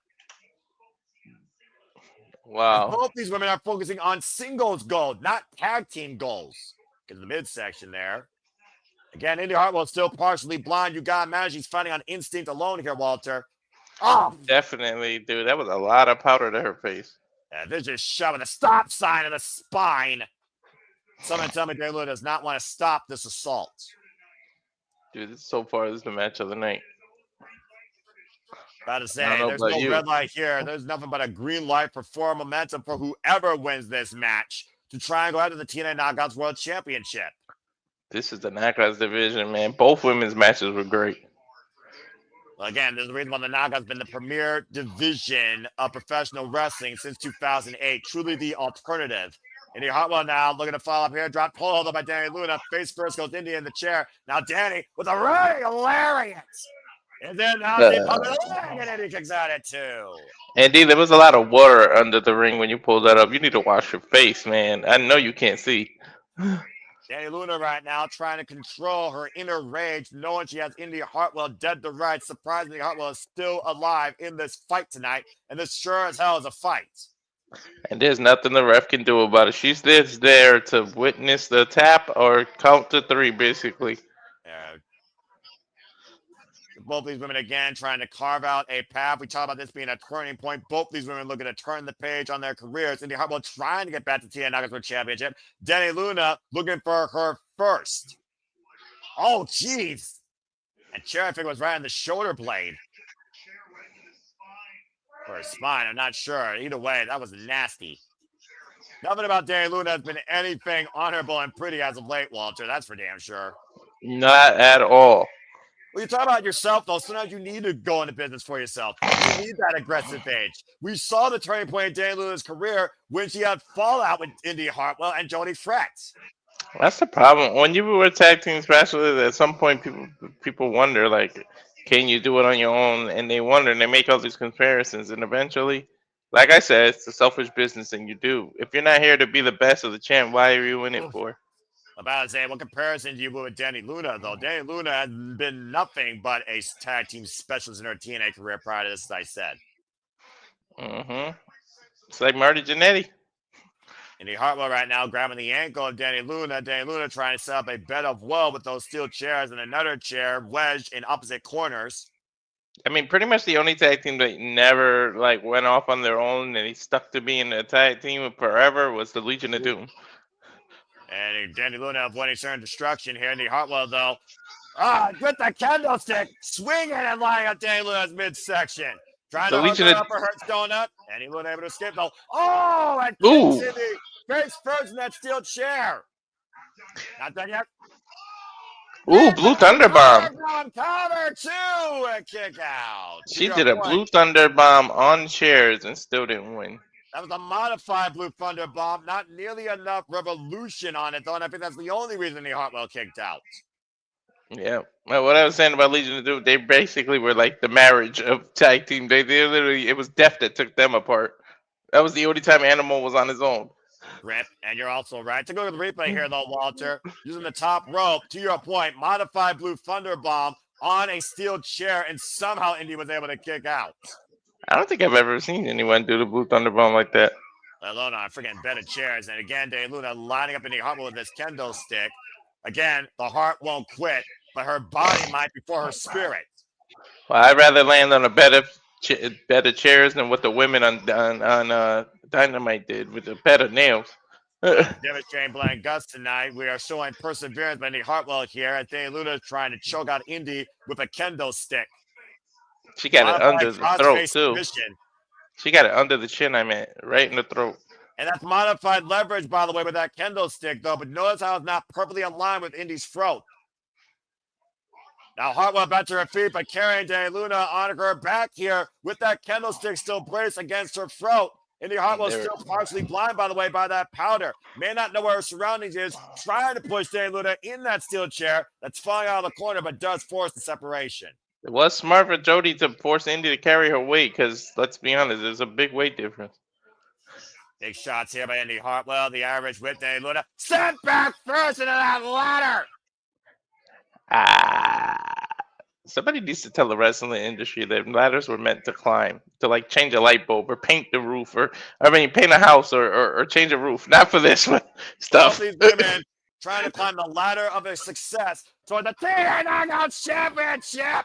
Spine buster on the ladder. Indi Hartwell with the cover. And no kick out at two by Dani Luna. Give Dani credit. Did you see the way her knee landed on that ladder? The back of her knee, did you see it? I hope they show a replay because her knee got tangled. I would say her whole body got contorted there on that unforgiving, unwavering ladder. Dani Luna and Indi Hartwell still continue to fight in this no disqualification match. Dani kind of pushed her off. I'm about to say again, Indi Hartwell again is not seeing clearly. What is it going to take here? Ooh, using the top rope. Almost a stun gun against Indi Hartwell's throat. Now Dani Luna looking down on the outside and oh dear God. No. Wait a minute. Whiplash effect. Is she trying to do that same suplex but through a table? Exactly. Remember that table is still on the outside. Big boot though by Indi Hartwell to Dani Luna. Dani Luna now laid across that table. I shudder to think what's on Indi's mind. Well, in this type of match, Walter, the only thing that literally limits you is your imagination and how far you're willing to go to win this no disqualification bout, to prove a point. While you should challenge for the TNA Knockouts World Championship to be the knockout. Indi Hartwell now going up to the top rope. I sense disaster. Incoming elbow drop through the table. In the elbow, but the cover doesn't count outside the ring. For Dani Luna's Black Heart. She went for a cover, but the cover doesn't matter on the outside. I think it was just instinct. She hooked her leg and covered her. I don't know if you noticed it. Yeah, I did. Take a look at the replay here, by the way. A show-stopping move. Elbow drop to the heart of Dani Luna through the table, and both women crash and burn to the floor. Good Lord.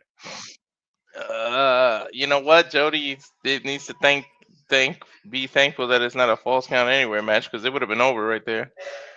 And Indi Hartwell right now bringing Dani Luna again inside the ring. Or at least you got to believe it would have been over. A full turnabout's fair play?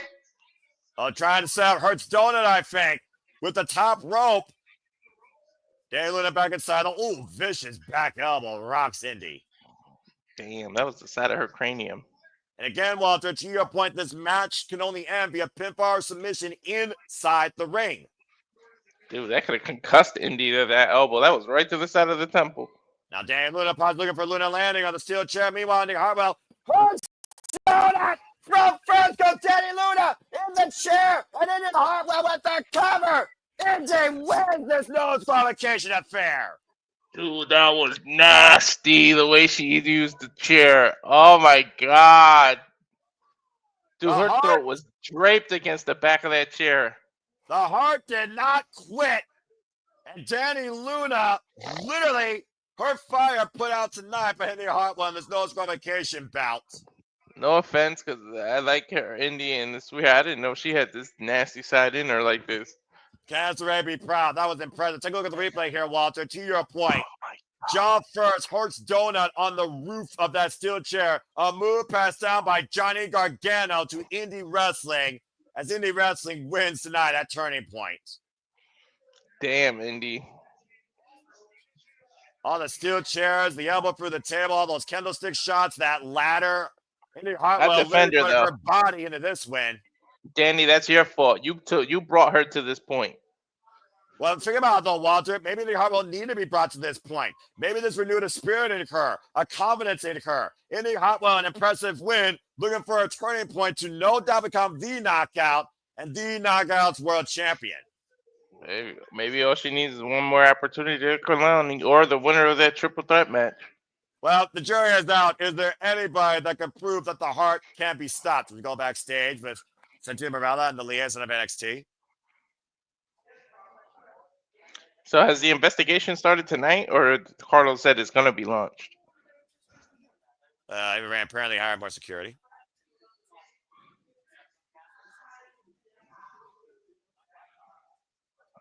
I feel like Dark State can still find a way in here, Noah.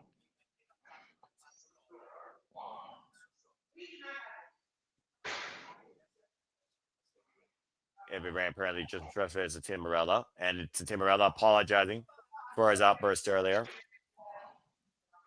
I mean, when you try to run an organization and people just keep invading, you get pissed off too, you know? Yeah, and again, in the heat of the moment, even for me, I want to believe Ava Raine actually is integral, because I also do believe that the general managers of WWE actually don't have a superiority complex. And I do think that Ava Raine and Cinderella have done good things for each other in this partnership. But the fact of the matter is, we got NXT rejects in TNA right now, ruining things in TNA again.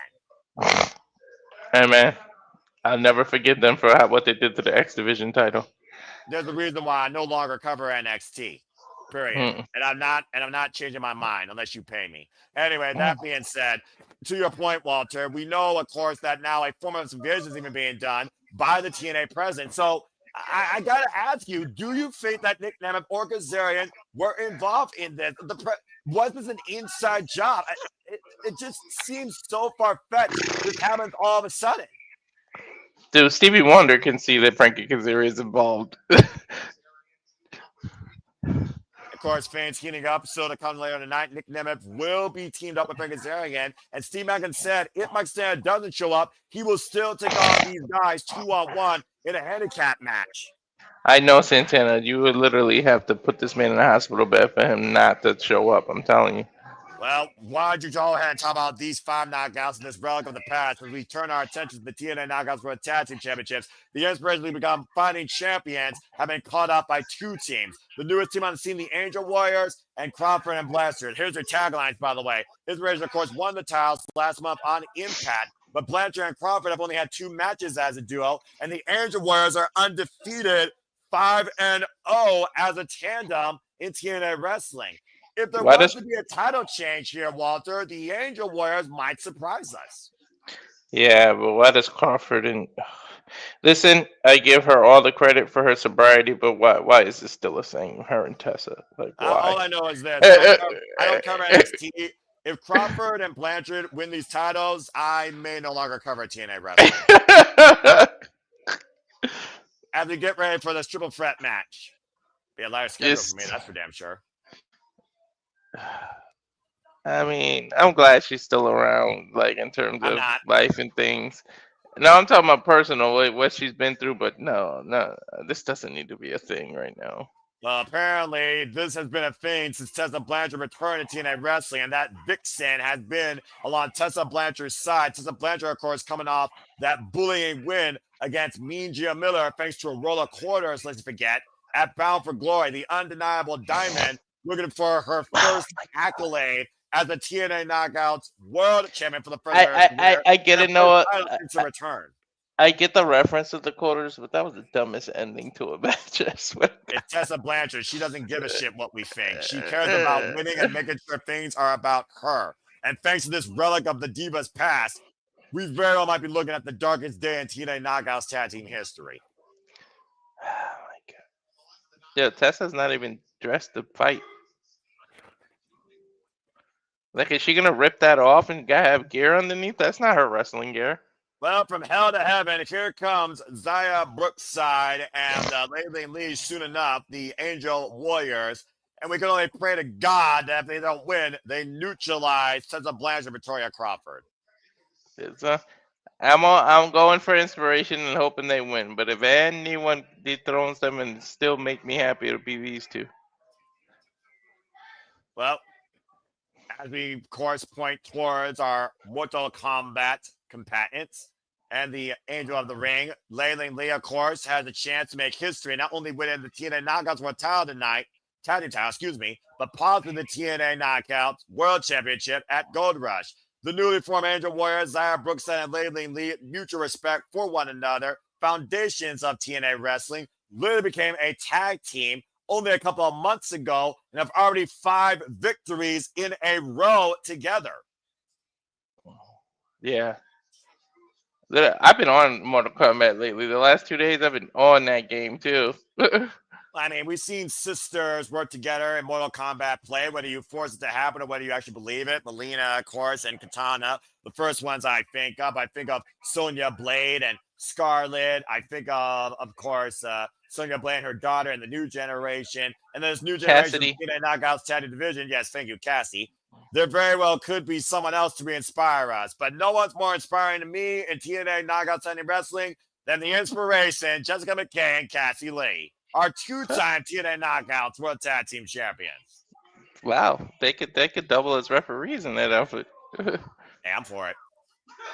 And of course, we know that Jessica McKay and Cassie Lee, they came back to win back these championships and prove that they're the best to ever do this.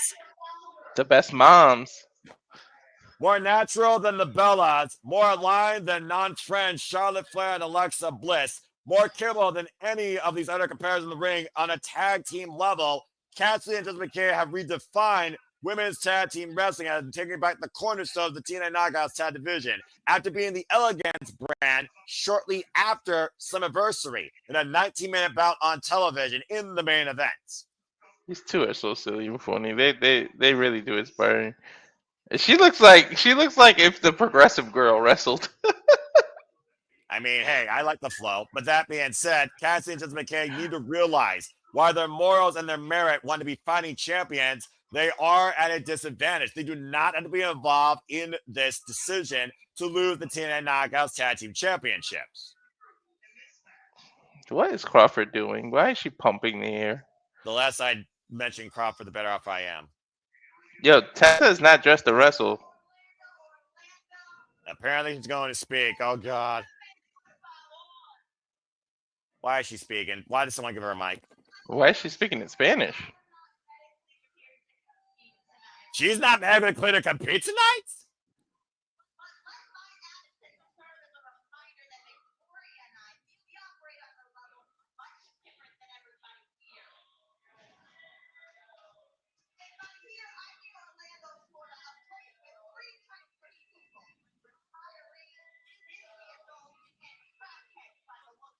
Damn. Crackheads, retirees, and what was the second one? Disney adults. I mean, she's not wrong. Who's going to replace her?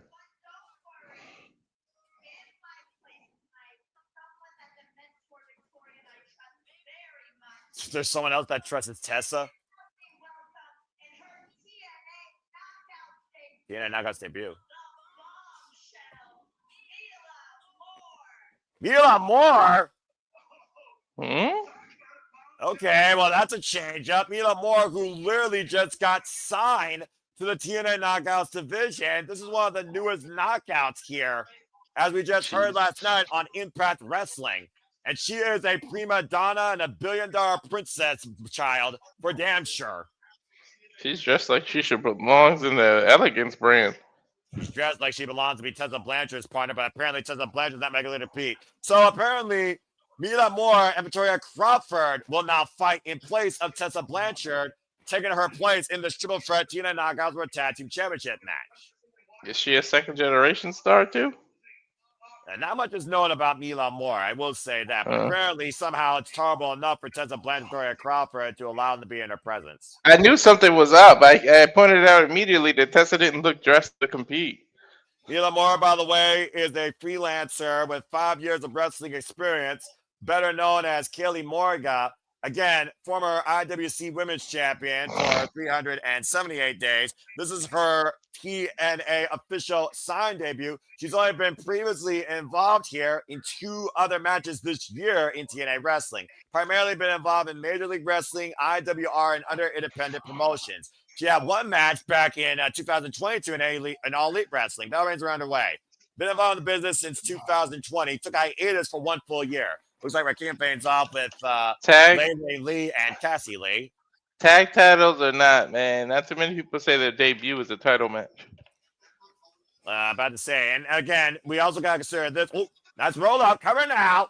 Only 2 women are involved at the same time. You can tag out to anybody. But first pinfall submission inside the ring will seize the TNA Knockouts Tag Team Championships. No, that's right. You don't have to tag your own partner. And right now, Lee up on the shoulders.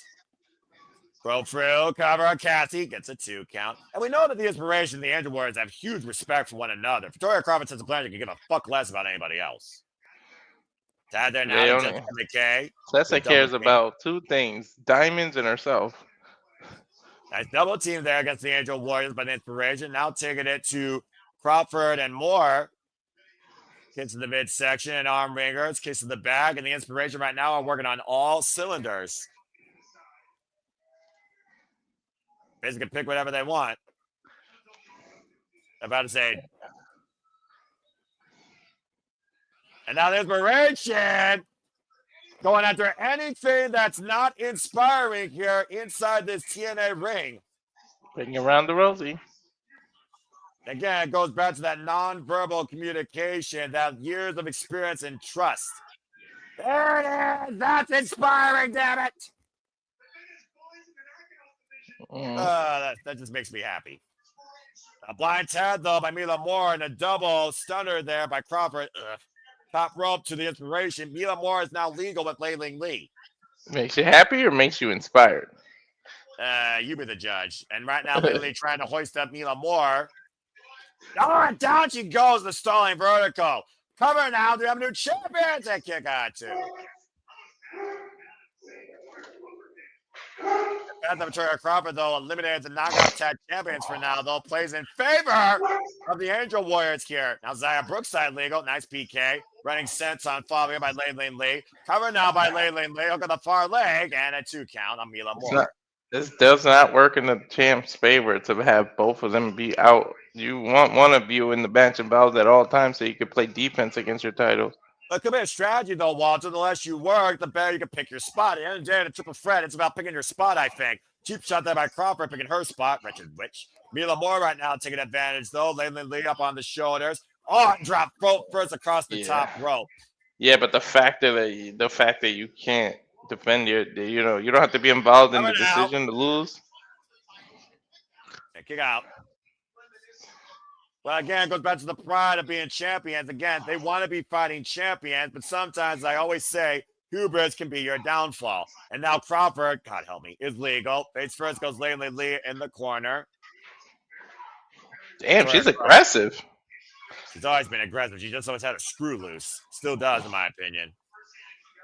It's the midsection now. Mila Moore is legal, and despite the fact Mila Moore and Crawford have never tagged together, so far these two are working very well together. I mean, smart.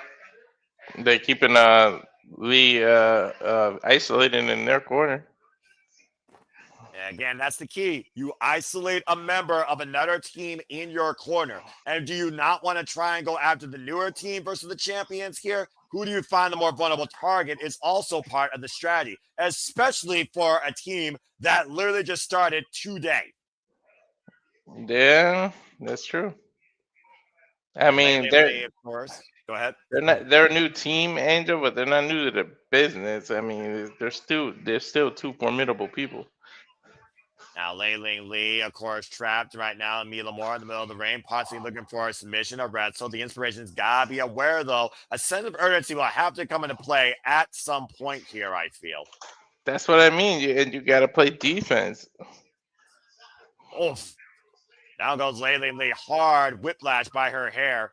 Stopped in the midsection now by Mila Moore, once again neutralizing Ling Lee's chance to make a tag to her partner or even get the inspiration back in here.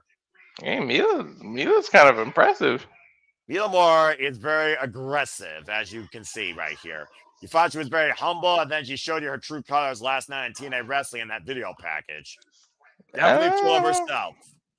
She's impressive. Double team now. The TNA Knockouts tag team chance by Mila Moore. Tag made to Crawford again. And lately again has been isolated away from her partner. And lately Lee can afford any injury here or vulnerabilities. Well, let's not forget, she's going to be involving Gold Rush for the TNA Knockouts World Championship. What is that, 2 weeks of is she in the first week or the second week? I don't fucking know. One of the 2 weeks. Get to the midsection and up kick now by Ling Lee, trying to make separation with Roy Crawford. Finally does so here. Good time maybe Mila Moore though. And Ling Lee hoisted forward. Time made Zaya Brookside. Zaya, the angel of the ring, finally inside here. Daughter, of course, of one Robbie Brookside. Off the ropes here. Up and around. Nice takeover there by Zaya Brookside here. Of course, been a standout in the TNA Knockouts division since last year, January. Oh! Zaya makes me happy. Nah, she does. That's one person that does make me happy. She's so bubbly. And Zaya it's like now, Willow. Like, I love when Willow's in the ring. I like when Zaya's in the ring, too. High cross body. Here's a hook of the both legs. And the inspiration with the save. See? Got to play defense on your titles. At the end of the day, there also is no disqualification here as that Wicked Vixen is trying to neutralize the tag chance again. Out goes Cassie Lee. Triangle. Oh, man. Ooh, that was a good kick. Yeah. And Crawford. Mila Moore in the double team boot. Covered now by Mila Moore on Zaya, and everybody breaks it up. It was almost like an insecurity, but she hit the knee at the end of it. I'm about to say, you gotta be aware of everyone at all times versus just your partner here in a triple threat match. Dude, now, the women are right now. The women are showcasing tonight. Well, again, this is the Knockouts division and Crawford. Cassie Lee, Jessica McKay, Zaya Lee, Zaya Brookside, and Mila Moore right now fighting here. And again, boost in the midsection right now. There's fights going on 3 corners here. I have no idea who's legal. Jumper going to Mila Moore. Spinning solo though by Ling Lee to Cassie. Jumping kick by Jessica McKay though. Crawford with the loop pass crash. I love you though. You're so funny, Brookside with the code breaker to Crawford, thankfully. Again, Mila and Zaya, I believe, are legal, though. Zaya hoisted up in the back body drop suplex by Mila. Now, I don't even remember who's legal, to be honest. I believe a blind tag was made, though, by Cassie Lee outside Mila Moore's vision. I don't know if Lee was aware of it either. I don't think she is. Up to the top rope, Mila Moore. Whoop. And Lee, messy landing on the apron here. Now, Mila going up to the top. Ooh! Let's not forget the background of Ling Lee, of course, in MMA. Karate. Situation in karate. Shot to the midsection there. Both men finding opposite corners here. What the hell is this? WWE really fumbled her. Oh, no. Oh! And Mila Moore face first into the ring post. That's how you introduce somebody. That's how you introduce somebody to a pole. That's close. Uh-oh. What the hell is she figuring here? They're in her landing. Yeah, Red! Cassie was the only smart one and said, nope. wiping out Mila Moore, and meanwhile, Zaya Brookside idolizer to the tire expire. Remember, she made the blind tag. And that's why they are the tag team in women's wrestling. Cassie and McKay retain the TNA Knockout Tag Team Championship in inspiring fashion. She counted with the referee. I love when she does that. That's because they knew they had the win here. Again, the awareness, the experience. As you see, Carlos Silva here presenting the TNA Knockouts Tag Team Champions on the TNA logo to the tag team in TNA Wrestling. Team Mommy Cassie and McKay still inspiring the TNA Knockouts Tag Team Division. Congratulations to my favorite pairing.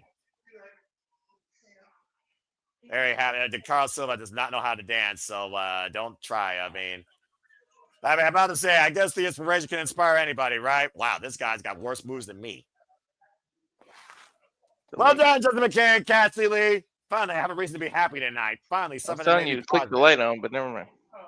I got this light, so no. You want to? Why do you want to mess with my stream? Here, the remote's right here. What are you all talking about now? The lights behind me. She likes messing with them. She wants to change them. All right, that's random, but okay, you all do whatever. It was green because it's Christmas coming up. Look at the blue. Even though I don't feel Christmassy and I hate it. Oh my God, Lee. She's still waiting on you for Wheel of Fortune too, by the way. Yeah, I know. We'll do that. What is next weekend? Full Gear. What's the following week? War Games. We'll do it after the following weekend. I'll host it. No, I'm a sore loser. If I'm a loser, I'll walk away. I know you're a sore loser. He's gonna beat you too. He's quick with it. Integrity is a key part of anything. Walk away and the stream will be done. No, I'm that type of sore loser. I know how big of a sore loser you are, honey. Oh, for love and feet. Anyway, as of course we get ready here for our next match, we got a moment to breathe. So I just want to say again, please like, subscribe, comment, and tell a friend. And again, if you're enjoying the coverage here, super chat, pay up, as simple as that's produced for the biggest shows, favorite specials across all things wrestling. As this is very impromptu, we have a modified break here as we look back at Bound for Glory. We're trying to be a special on TNA Plus here in the foreseeable future. That was a special night. Well, yeah, it was for the most part. I mean, again, the beautiful people and Mickie James inducted into the TNA Hall of Fame, and rightfully so. An emotional speech by freaking. That was the low point right there because that match got corrupted. We don't talk about that. You want me to be somewhat happy? We don't talk about that. I'm just saying. So that match is the Bruno of us all. Look. The less we talk about that, the better off we are. But just know, again, now and forever, it is not my NXT! Well, the action continues here at Turning Point, though, as again, this is TNA Wrestling, or at least it's supposed to be, as we get ready for trios action here. Whether or not Ali you trust, or you believe the Hardys are going to be fully loaded with Cedric Alexander and his prime. 6-man tag team match is up next here at Turning Point. Seriously? Hey, Connecticut, we moved. Stop sending us jury duty. Well, I'm about to say, apparently they didn't update your census. As Mustafa Ali and the Great Hands look to update their stand in TNA Wrestling as the predominant faction, looking to bounce back from losing Hardcore War at Bound for Glory. And you know we got to watch at the end of the day for Tasha Steelz, who's been an invaluable asset to the Order 4 and Agent The Zero. Boricua badass. Hold on. Another one of your, representing the culture. Agent Zero, though, was almost the unstoppable secret weapon for Mustafa Ali and the Order 4 at freaking Bound for Glory.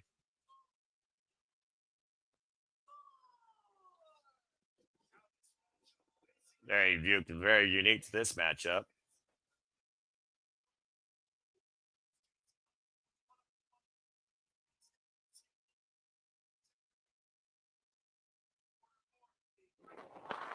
As of course, it was Cedric Alexander that was the catalyst to Mustafa Ali's new confidence, thanks to Tasha Steelz' manipulation.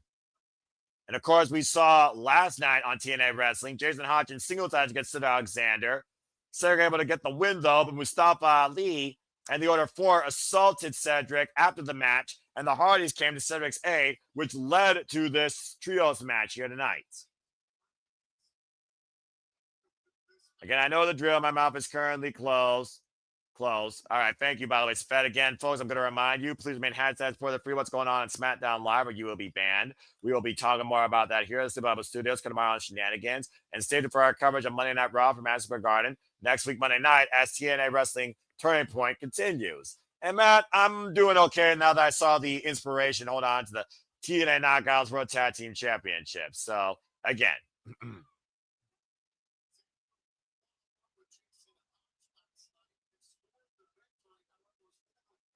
Again, Order 4, though, has been trying to make an expense opinion against everybody else here. As here comes the Hardys, still TNA World Tag Team Champions after beating Team B.D.E, of course, in one last table.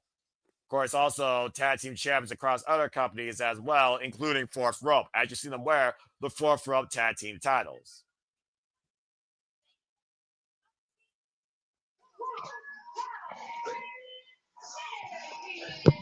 This is small, whatever it is. Oh, boy.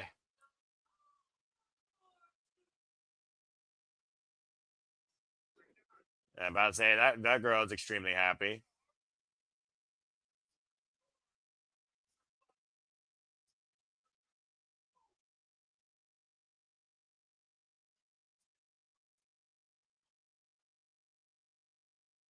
And, of course, they're also, I believe, the House of Glory Tag Team Champions, much to James. Are they still?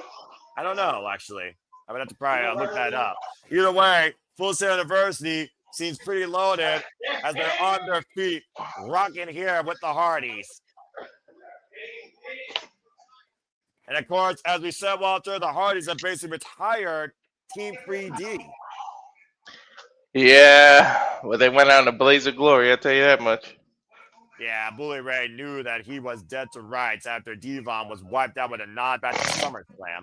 And yes, they are still the House of Glory Tag Team Champions, by the way. Currently, the Hardys held 3 sets of Tag Team Championships. They've been the TNA Tag Team Champions, though, now for their 4th run here for 118 days with 5 successful defenses. As we saw that embrace where Bully Ray gave the boots to Jeff Hardy, truly an endgame.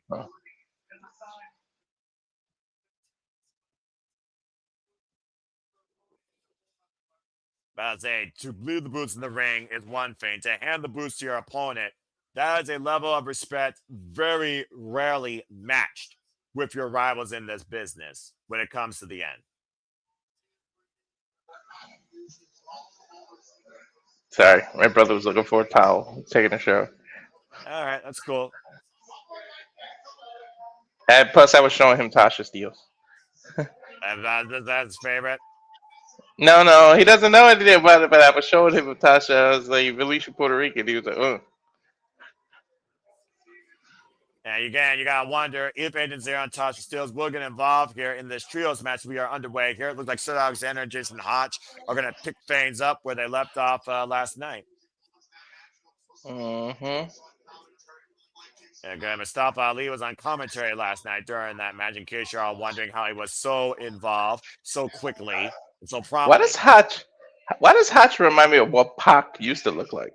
It's a pretty good similarity. Oh, my knee, Noah. My knee hurts. Follow up there, PK by Cedric. Here's the cover and a 2 count. Again, there you see Agent Zero looming in the entranceway, Walter. We got to watch out for that secret weapon. So much unknown about that guy, too. Now, Matt Hardy up on the second rope here. Again, Jason Hodge. Oh! Double axe handle to Jason Hodge's left arm. As the Hardys look to delete the Order 4 and the Great Hand's chances of ever becoming TNA Tag Team Champions. Dude, what is up with the flow? We're already like the 5th, but we're almost at the main event. This flew by. TNA always does that. We've always talked about that, dude. And hello, Sandy. It's also good to see you. And again, it's what we do at some of our studios, cover all things wrestling. And again, now Matt Hardy deleting John Schuyler's arm here.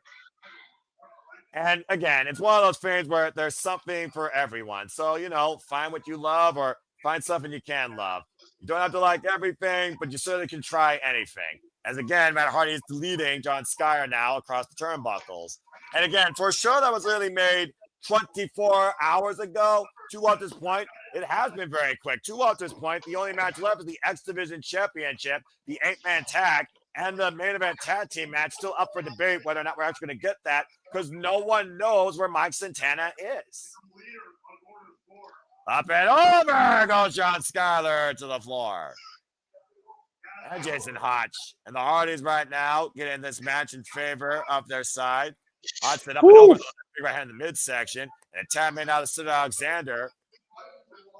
I mean, I know the Hardys are the epitome of a tag team, but they never work. They don't work with Cedric? Oh, wait a minute. What the hell is this?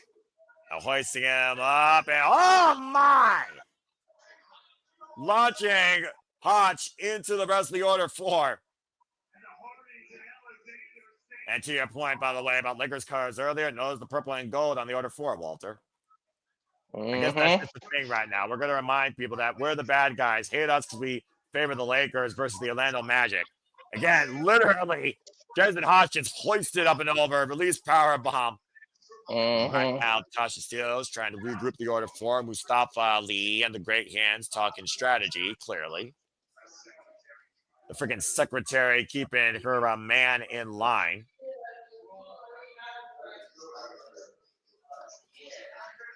We'll see, of course, Mustafa Ali and Cedric Alexander picking off where they left off at, of course, some anniversary when Cedric arrived. And Mustafa Ali, of course, beat Cedric Alexander, getting his own WrestleMania moment back.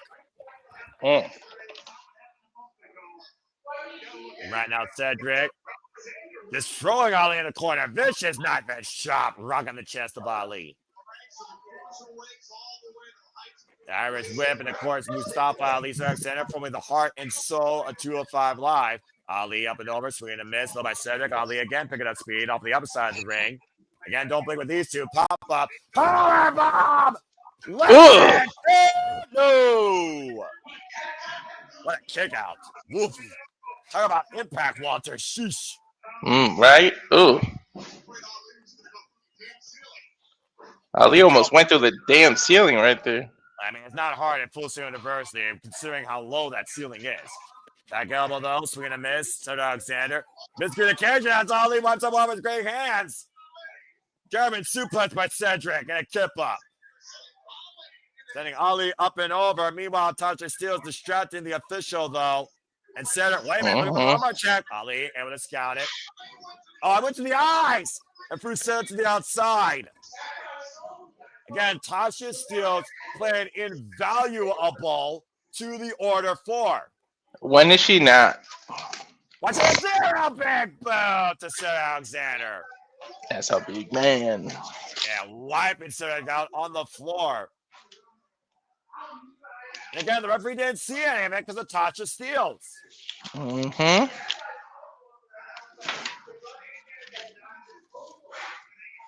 You see right now how Agent Zero has once again neutralized the field. And all he knows, of course, that Cedric Alexander is legal, just mocking the Hardys, and Matt Hardy had enough of it with a cheap shot. Exactly. Every more Matt Hardy, if he does that again, they will be disqualified here. The non-legal man can't do that type of stuff. Hey, man, do they even care? It's not like it's for the titles. I'm about to say, I don't know at this point. I think TNA is trying to be somewhat integral, but again, the jury is out. We'll find out. Well, I mean, about to say, I'm tired. So Alexander went face first in the top turnbuckle. And again, let's not forget Mustafa Ali and the Order 4 took out Elijah last night with that guitar shot to the left arm. Further compromising shoulder injury. There's no good driver there by Cedric Alexander. Drops John Schuyler, drives him down hard. Doesn't go for the cover, though. but this could be a huge moment for Cedric to make the tag. After suffering a loss in hardcore war, you gotta imagine Mustafa Ali will stop at anything to win this match tonight. Whoa, man! Ooh. Back body drop. Dude, Ali be catching height on his when he gets back body drop. Yeah, no kidding. Not Jason Hodgkin, though. Watch out with Gurry, though. For only a moment, though, meanwhile, John Skyler pulls Matt Hardy off the apron, preventing the tag. Rolling kick. Brock Cedric now going for the cover. Is that enough here? And Cedric is at it, too. About to say, though, again, this match swinging like a pendulum here when it comes to favor and momentum here. Nobody can keep momentum at all. Jason Hodge, though, fired up here. Might be looking for what was passed down to him. Mustafa Ali rolling in. Look for the cutter. Oh, my God! Divine driver! And again, Alexander able to scout that. Just like last night on Impact. Mm-hmm. Incredible counter. Tag made to John Skyler. Tag made to Matt Hardy. Now Matt Hardy to meet John Skyler, center of the ring. The Irish whips and off the ropes. Big elbow. Of course, we saw the broken Hardys at Halloween Havoc lose the NXT Championship just to Retribution, unfortunately. Irish whips and off in the ropes. Back elbow, though, to the temple. Oh! Drop down with a net breaker.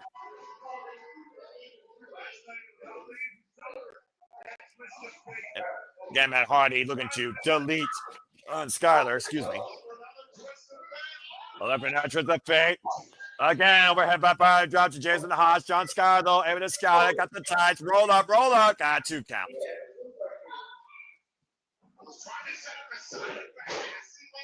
That was a messy side effect. Don't think you got all of this. I don't think so at all. You okay? Yeah, I got hiccups. I hate that. Okay. It's all good. Thank you, though. No problem. Get to the midsection. Looking for possibly a twist of fate. Oh, wait a minute. Oh! What the hell was that? I don't know, but he just bugged him in the head. Meanwhile, Skyler with the cover. Alexander kind of lightly interrupted it, if you noticed. Well, you can see how close they were to the opposite corner. Yeah, that wasn't the smartest to try to do that. Well, whenever Mustafa Ali used, he almost stole a win there as John Skyler nearly pinned Matt Hardy, won half of the TNA Tag Team Champions. Tag made out Jason Hodge. Again, the referee did not see whatever Mustafa Ali did. Irish whip, now Matt Hardy, legal Mustafa Ali. Ali up to the second rope. The corner, midsection. Matt Hardy looking for a twist of fate. DDT!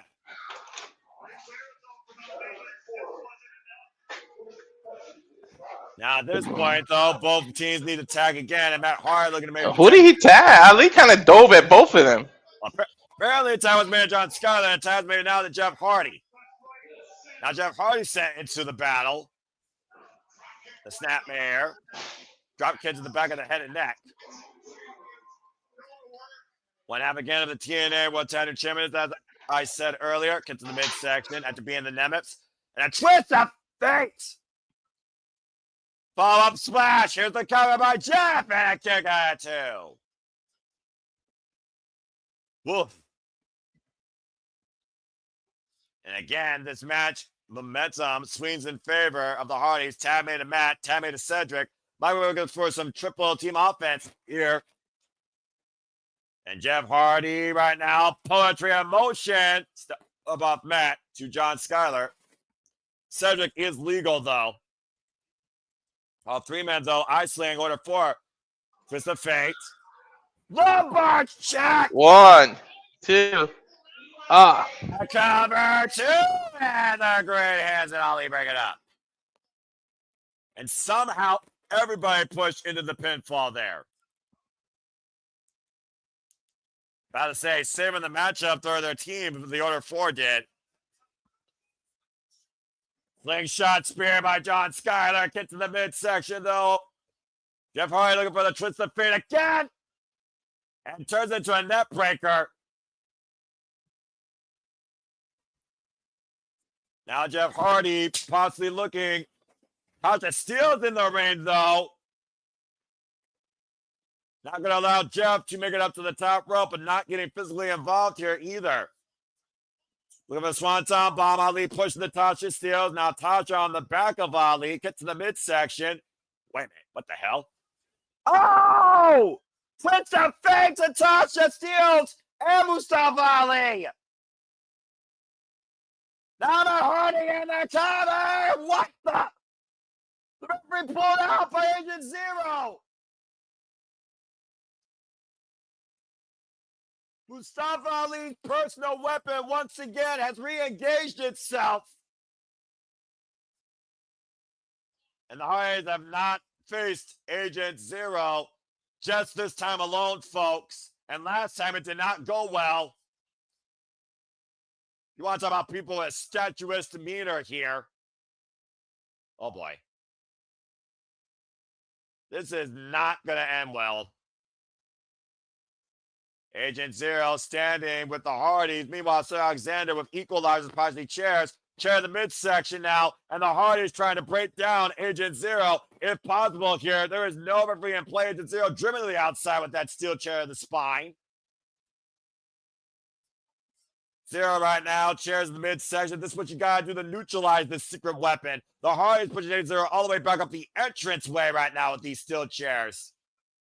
Special Agent Zero right now being sent back. While Sir Alexander, Mustafa Ali, I believe, are still into legal men. And the referee thrown back in. John Schuyler trying to get involved. Jason Hart trying to How did I get so far behind you all of a sudden? Swing and a miss. Oh, the low blow. Referee didn't see it. Inside cradle. Small package. Oh, let him steal that. I still got the match going on with them hitting Agent Zero with the chair. How did I get so far behind you? I don't know. Just go ahead and let me know once you see the ding, ding, ding. But Ali gets the win, folks. Dude, you and me were so in sync this whole time. Buffett, I told you, dude. Sometimes this service fucking does that. You just fix yourself, all right? You're all good. Just let me know. But basically, Ali rolling up. Ali just rolled 1, 2, 3. Ding, ding, ding, ding, ding. Yeah, Ali literally stole it. He stole it. I said the order 4 was going to be in a no-lose scenario. They were going to win by any means possible. Tasha Steels sacrificing herself again on behalf of Mustafa Ali in the order 4, and Mustafa Ali steals the win tonight at Turning Point. By the way, if I'm not mistaken, I think I'm perfect so far tonight in predictions. It might be, but at the end of the day, who the fuck cares? I care. Let me live in my glory, damn it. That's fine, fair enough. As the Hardys in any sort of combination, technically just lost a match tonight in the order 4. And Ali we trust. Ali's plan worked. And it was a full team effort. Dude, Tasha stays sacrificing herself. She don't get enough credit. Yeah, for what it's worth, there is no denying how invaluable Tasha Steels is to this foursome.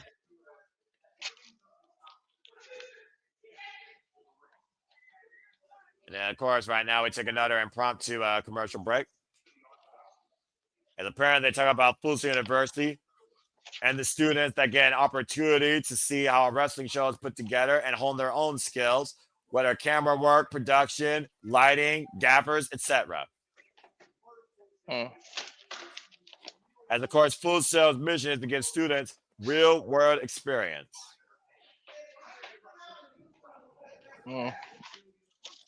As of course, TNA Wrestling has partnered with Full Sail University. Full Sail University. And there you see a glimpse, by the way, Walter, of the production. There you take a look at it. Why would they show that?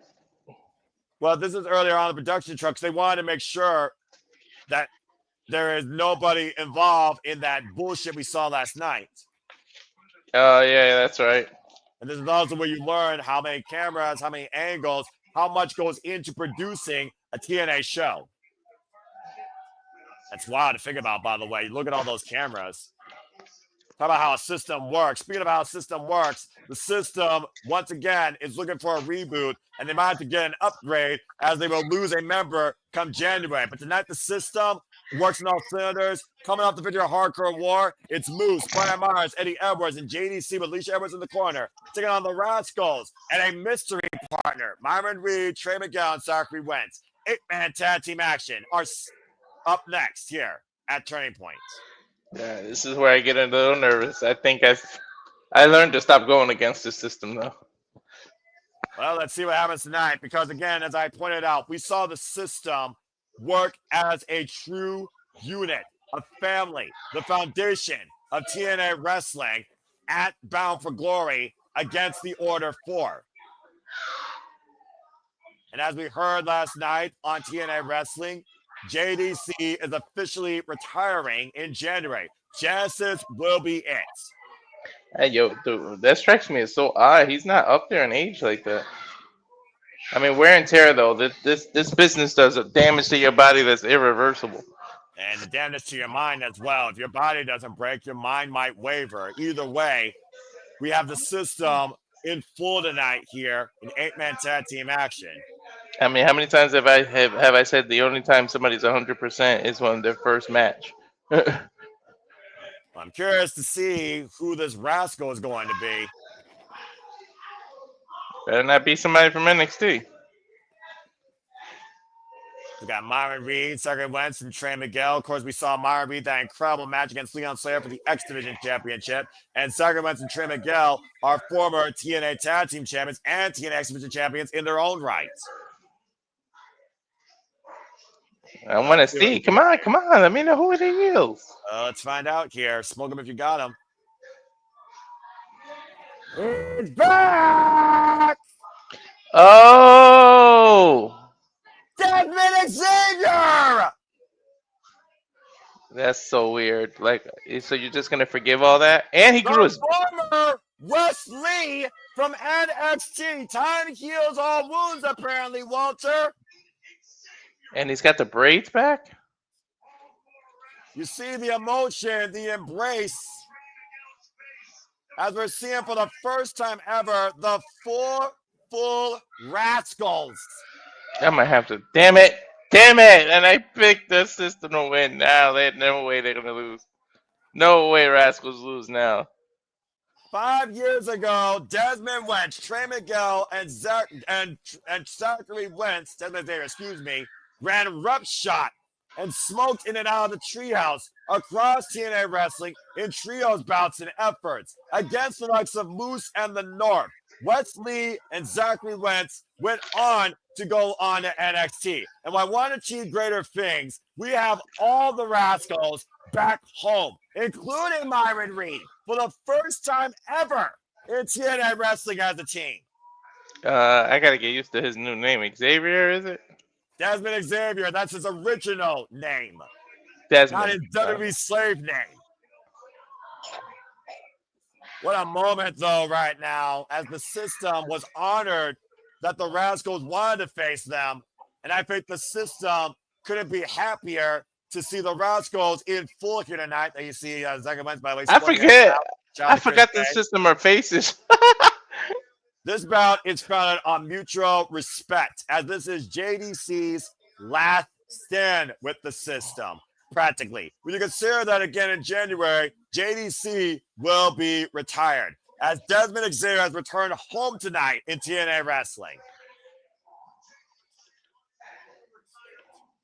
This is what TNA is all about at the end of the day. Were you expecting this? And where some of the most prideful go to the retire. You were saying, Walter, Bellrain's ran away. When they said mystery partner, were you expecting this? After JJ showed me that tweet, 110%. Oh, I didn't see the tweet. What was the tweet? Home. Welcome back home, Desmond Xavier. The waistline now, Myron Reed with JDC. You figure out the immense history here, the camaraderie with the Rascalz, even in rivalry, Walter. While the system have been a foundation of TNA Wrestling since last year, January, the Rascalz go all the way back before the freaking pandemic. That's right. They were smoking them, and they had them since then.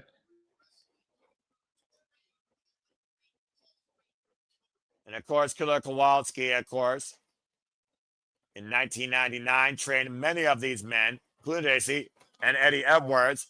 I took about Tierra's there on Myron Reed. And again, I wonder if we were going to Fandango here, possibly.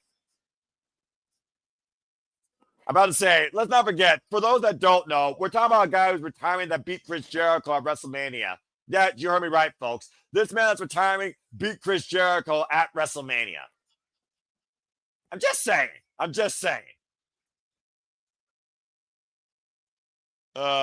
Good grief. And Myron right now trying to keep things cool here for the Rascalz. Great agility being shown there. Drop toe, crossbody, leg, woo. Oh, wow, that two with the leg into the guillotine leg drop.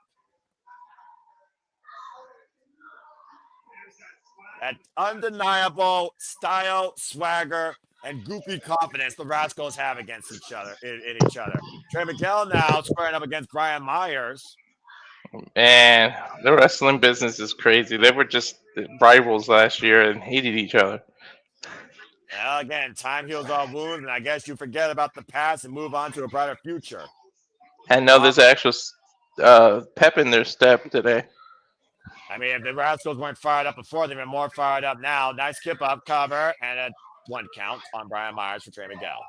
I didn't think you would see the 4 of them on TV together I again. don't think I would ever see 4 of them. This is the first time ever. We're seeing the full Rascalz compete in TNA wrestling as a squad. Nice shot by Eddie Edwards to Trey Miguel. And, of course, the Rascalz in the system go way back, including their feud over the TNA Tag Team Championships. Let's not forget, the Rascalz and the system traded the titles against each other. Mm-hmm. Coming out of Zachary Wentz, former one-time X Division champion against former TNA World Champion, TNA Tag Team Champion, Eddie Edwards. Eddie Edwards, who's been ride or die of TNA wrestling since 2017, alongside his wife, Alicia Edwards, who's also at ringside. Manhattan drop. Zachary Wentz, rebound. Nice overhead belly-to-belly suplex there. And, of course, Eddie Edwards also came to us through Pro Wrestling Noah.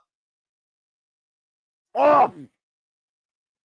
Out of the corner, of course, Zachary Wentz, former Dusty Rhodes Technical Classic winner, corkscrew cover, and a 1 count. Alongside Desmond Xavier, might I add, MSK. At the end of the day, Walter, this match is about competition and respect. That's all it's about. That's all you can do is earn. Ooh, his debut. I mean, his return. Welcome back, Desmond Xavier, to TNA Wrestling.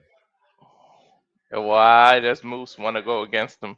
Because Moose and Desmond used to fight each other prior to the pandemic. Like I said, Moose and the North used to feud with the original trios of Rascalz. And Desmond Xavier was at the forefront of it. It's being sold on, and of course, right now, Desmond Xavier taking on the face of the franchise.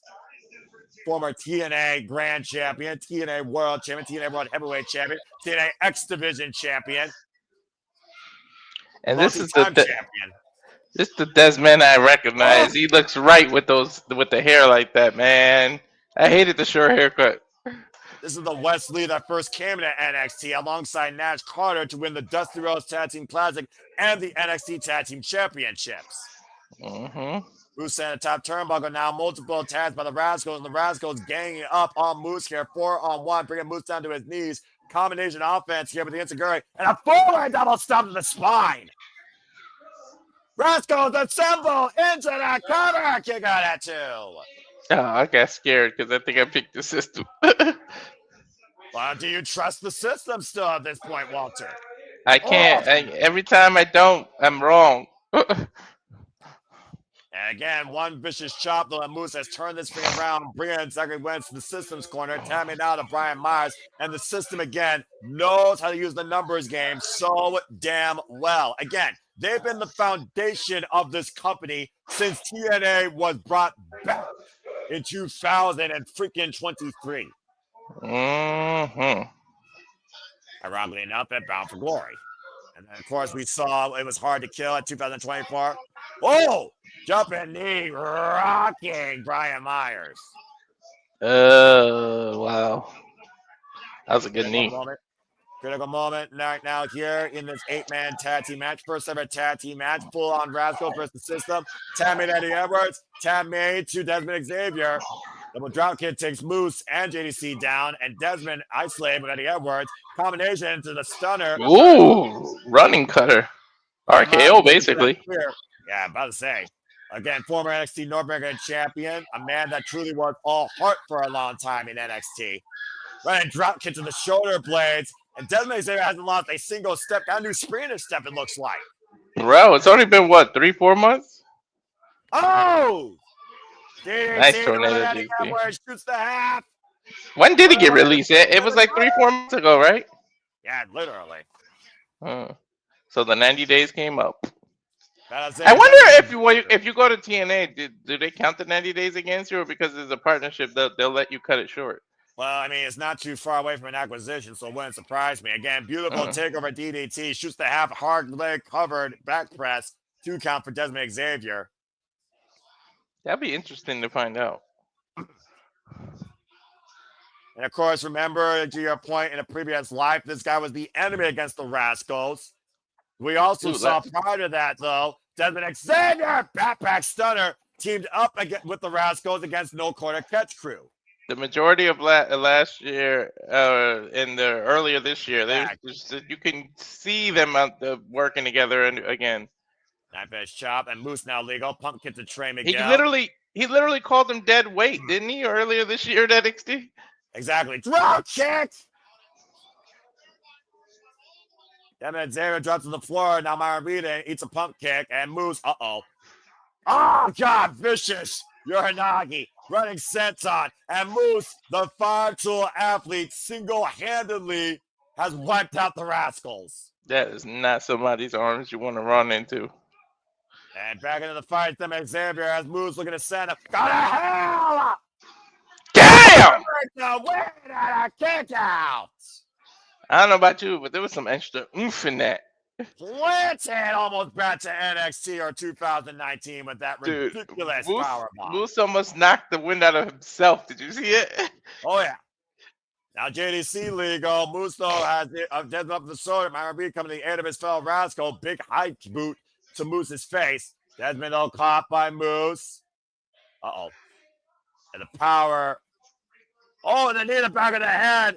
Into the Dominator. A JDC legal, I believe. Rascalz again, though, wearing out the system here. I can't keep up with who's legal. Overhead kicks by Zachary, Wentz, and Trey Miguel. Watch out. Moose stands in front of you. Double team him. Triple team him. Numbers game. And Moose right now dropped down to his knees. Combination kicks to the back of the head. No, the irony of the numbers game working against the system. That's some irony for you, huh?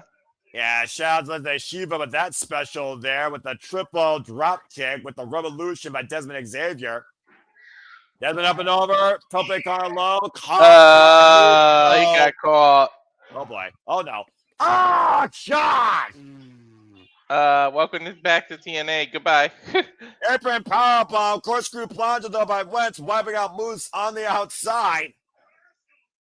Oh, that's barely apron by Brian Myers to Wentz. JDC Keep wiping out proving Trey you're Miguel. still Edge's bitch using spears. Moose rock, though. JDC.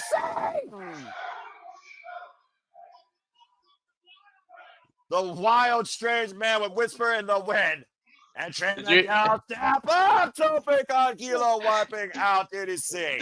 Did you hear that, man? I'm not going to say his name, but his new song that I shared with you, that's hilarious. Yeah, about to say. And right now, Eddie Edwards saying bye-bye to Rascalz with a Tope Suicida. Trey Miguel got some distance on that. Again, the American Pie was great. Oh my God! What the hell? Did he just do a cutter and then take out the entire match with take everybody out like a bowling pin? That's exactly what he did. Look at the replay and the height. Lunging over that top rope with that cutter to the floor of Brian Myers. Somebody got a strike. That was ridiculous. Flame on. Speaking off the top rope, JDC, I believe, is inside the ring. Myron Reed up and over. Myron Reed sent face first in the apron, though. JDC running uppercut. Desmond Xavier hoisted up. Planted. Modified Blue Thunder Bomb. Senton drop by Moose. Elbow drop by Brian Myers. The leg drop by JDC. Has the system worked again. And the cover. Trey breaks it up with the Oh, double-knee. a top rope Meteora ended it. Holy Dude, hell. he just literally took a move from each member of the system. System overload to the max. Almost overheated, and Trey Miguel snuffed it out with that top rope Meteora. The system almost. Whew, they might have to call IT. Noah, get ready for your phone to ring. This is the definition of TNA wrestling, Walter. And right now, Trey Miguel squaring off against Moose here. Are they even Trey having Miguel effects fired with up. those elbows? Oh! Pump That kick. answered it. That answered it. Range shotgun drop kick by Xavier. President front kick though by Brian Myers. Myron Reed. What's out of close? What? Majors escape, jumping up with the rebound, Zachary. I think he ducked under the clothesline and then did a kick up into Zachary. I think you're right, but he got sidelined. Into Brian Myers spear by Eddie Edwards. After a pounce. Planned those super kicks though by the Rascalz. JDC Can I ask you out something? the corner. Yeah, go ahead. Who's legal? I have no idea. JDC by Trey Miguel. Now Trey and Desmond. Double tiger feint kick to the knees of JDC. Because not done yet. Desmond got covered a little while ago after getting all the moves. So I'm assuming Desmond is the legal thing for the Rascalz, is the legal person. Bang! Hammer! Quadruple stomp. And a cover by Desmond! Oh my god, it moves Blanchard with a power bomb to break it Dude, up. wait, they held Moose back so he can't do that. He turned it into a damn power bomb. Did you see that they were holding him in the corner so that he can't interfere? This is fucking incredible. Dude, this just stole match of the night so far. Well, considering we're looking at two of the best teams of two different generations of TNA wrestling, the then and the now, fully together tonight at Turning Point, out of mutual respect, this is what TNA is all about. I didn't think an 8-man tag team would make you this excited, though. If it was anyone but Desmond Xavier, I would agree. Trey Miguel, though, sent up and over, sends everything to the outside, though. Everybody down the bars at the floor. Myron Reed, great Mitchell to skip again. Jumping into the stunner. Moose preventing it, though. Hooking Myron Reed. Now Moose and Myron Reed apparently the ring. Big how about to the heart of Reed. You almost... Escalera. Whoa, almost lost his footing. Escalera. And Moose caught out of it with a cutter. Oh, that slip let him recover. And now Wentz. A UFO cutter. Don't forget how big Moose's head is, man. That headbutt, woof. Double team on JDC by Trey and Wentz. Hot fire flame.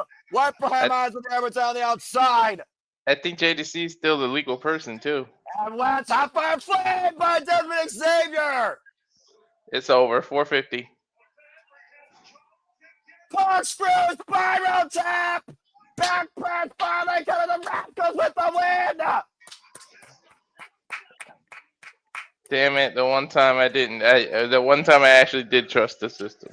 The Rascalz break the system, coming fully together tonight, smoking them in this incredible 8-man affair. That was a fun match, dude. That woke me up. Woo! That's TNA wrestling at its core, Noah. Yeah, right. Look Did they get it? The conclusion of this. Shout out to the phenomenal AJ Styles, a spiral tap. Beautiful corkscrew splash. Did they get it, Noah? Did they get it? Man. Did they get it, Noah? I don't know, man. You know what I'm talking about. Congratulations to Trey Miguel, Myron Reed, Zachary Wentz, and the returning Desmond Xavier beating the system. Did they get it or you're not sure yet? I'm about to say, it looks like I've got a little brace here. Did they get your phrase or what? I'm about to say, if this is JDC's one last ride, it's a hell of a way to literally nearly go out on this ride, as this truly encompasses why I love TNA wrestling.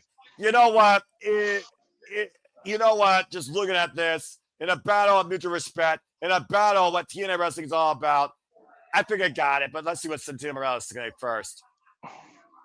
And Eric Young saying the cleanse is coming soon.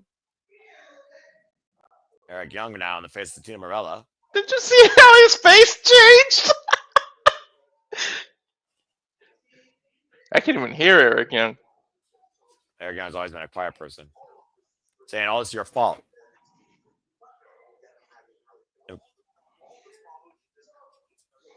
All the problems in this company. Yeah, go ahead, Walter. That's all I heard. I can really hear it. Since you asked me how I know it wasn't you. Do you think I would claim it was me?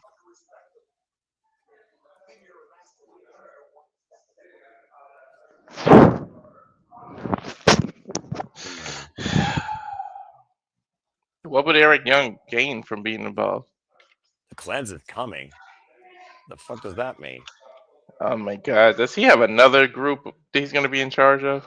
I don't know, and it might be violent by design, but coming up next with a match that truly showed me the limits of tag team wrestling on a respectful front, and the first match that truly represented TNA wrestling at the strongest degree. I will say System versus Rascalz in full Rascalz mode with the return of Desmond Xavier. That's professional wrestling, damn it, as we get ready for our semi-main event for the X Division Championship. Here's the X Factors, by the way. Rich challenged Leon Slater last night on Impact. Swann's last single match in TNA was for the X Division Championship. But Leon Slater has not lost a one-on-one in TNA or NXT in the last 7 months, becoming the youngest TNA X Division champion in this company's history. Oh my gosh, that was so good. And this is the worst theme possible in TNA wrestling. Shout out to Vipers for sets. Again, if you want your dictate the conversation, super type of as simple as that. And honestly, Dakota Kai would fit anywhere as long as she is able to not get injured. I prefer him coming all night long like he does in the Indies. Well, maybe this match won't last all night long because after that, I think we need a cool down because holy hell, that was match of the night. That was fucking incredible. So again, welcome back home to Desmond Xavier. Congratulations to Desmond Xavier, Zachary Wentz, Trey, Miguel, and Myron Reed beating the system. Respect. Let's not forget. This is a former TNA World Champion. Yeah, and who he lost to? Oh, that's right, Kenny Omega. Yeah, and he was never the same after that. It's not the same Rich Swann, but I know it's not the same Rich Swann, but I mean he carried the pandemic, and that's the old meeting the new because it's the new generation versus him now. Well, you've been talking about how you want to see Myron Reed take on former X Division champions of the past. As the youngest in charge is about to take on Rich Swann. As the UFO has landed down at Full Sail University. And this current X Division champion, the 110th X Division champion in this company's history, Leon Slater, day 118 of his run, is going into his 8th defense tonight with wins over Chan Lorenzo in NXT, also over Javon Evans via disqualification, no contest. Fuck this NXT. Myron Reed, Dante Leon, Cedric Alexander, Jason Hotch, Manuel Dres, Marcus Mathers, amongst others. Leon Slater has truly proven to be a new cornerstone, endorsed by the phenomenal AJ Styles himself, the first ever X Division champion in this day and age of TNA wrestling. Dude. Man. I just hope. I don't know. What are you hoping for? Go ahead. Say your thoughts. What are you hoping for? Talk. I don't want to bring it up because I don't want you to get pissed off, but they better do that rematch and do it right. Look, all I know is this. If NXT interrupts TNA any further than they did at Bound for Glory, and I have Robert Stone and NXT Rejects fucking things up even more, you very well might be getting me very, very, very close to no longer calling TNA wrestling. But that's not here nor there because that last match truly showed me what TNA is all about. Now you might turn into me when I was talking about Asuka the other day where you had to calm me down. I'm about to say, you're a different story versus me. There's no comedy. I'm astute in my official opinions. No, it was just a question in the chat, and I acknowledged it for a little bit because it was a quickie. And again, AEW or TNA, either one will work for me. But considering I think the more evolved in this division is AEW after what I saw Wednesday night, her style I think she would fit in AEW. Bell rings were underway. Ding ding. For this X Division Championship match, our semi-main of tonight. I honestly would wait. All right, and then have a mystery person in the Owen Hart tournament and debut her there if I was them. I thought she was going to be the mystery person, honestly, or a wild card. And even at Daly's place, but that's not here nor there. Again, as I talked about before, Walter, we talked about before the division that is defined by no limits, not weight limits. Again, Leon Slater holds the legacy held by the likes of Frankie Kazarian, Christopher Daniels, Samoa Joe, Chris Sabin, the most influential X Division champion in company's history, record 10-time X Division champion, Homicide, Douglas Williams, just to name a few people. And of course, you want to talk about most recent people. One Speedball Mike Bailey, Moose, they took the title off of, Ace Austin, Trey Miguel, Zachary Wentz, and of course, Mustafa Ali. You can give Moose the shit for the way the system was. That man elevated this title to the next level this year. Damn right. And of course, Leon Slater elevated his career when he won that title against Moose at Slammiversary and was endorsed by the phenomenal AJ Styles. Let's see, we get a clean break here. I need Slater versus Styles, I'm telling you. Again, the jury is out because we know Styles is also saying that once his stuff is done next year, he's going to wrap up. Currently, exactly. Of course, tag team champion for whatever fucking reason with Dragon Lee.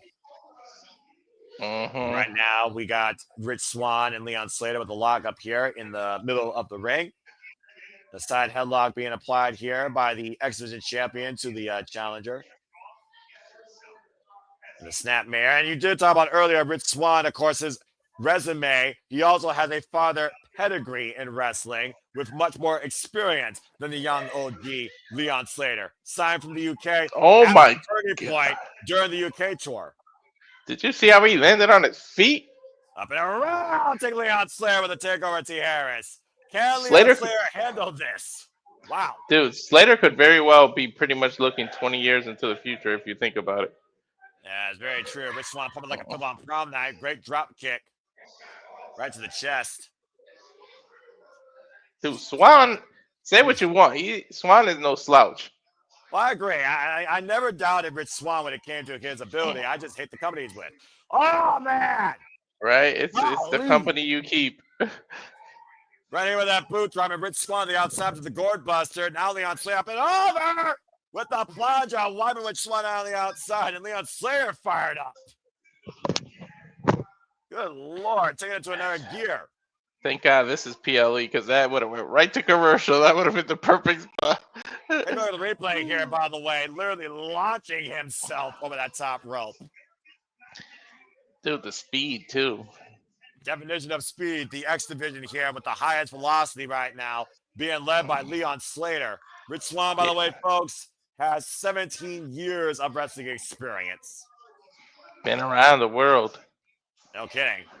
Nice shot there by Leon Slater, who's only has 6 years of wrestling experience. The youngest in charge that comes to us from, of course, Bradford, England, in the UK. Running in with that boot, turning Rich Swann sideways. And throws him out of the corner. He's only 21 years old, by the way. Put that in perspective. Dude, he's got a hell of a future ahead of him. I mean, if he sticks with TNA, I think I see a future champion.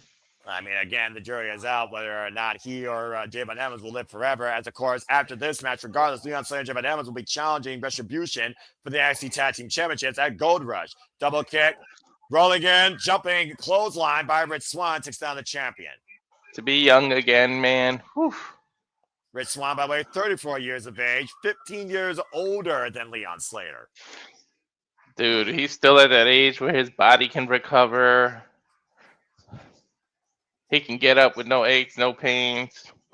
And of course, you did mention former Impact World Champion, 183 days. Former Impact X Division Champion, 194 days. Former WWE Cruiserweight Champion. Dude, Rich Swann was Mr. TNA during the pandemic. You got to give him that. If he was Mr., Deanna Purrazzo was Mrs. Long as she fucking ran. She advances over Trish Adora, yay. In the Ring of Our Women's Pure Championship Tournament. Nice chop by Rich Swann. Leon Slater giving Rich Swann one in kind. Another knife-edge chop by Rich Swann. And both these men trying to light each other up like Times Square tonight here in Florida at Full Sail University. Now Rich Swann off the ropes, rolling in. Pop up. Oh, under the knees before the splash.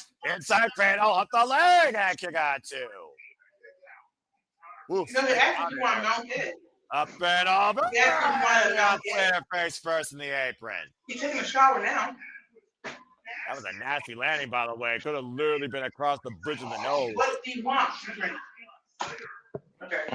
Leon Slater right now being checked by medical here at ringside.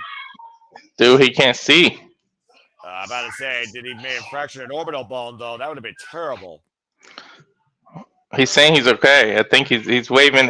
They're asking how many fingers am I holding up. He did answer it correctly.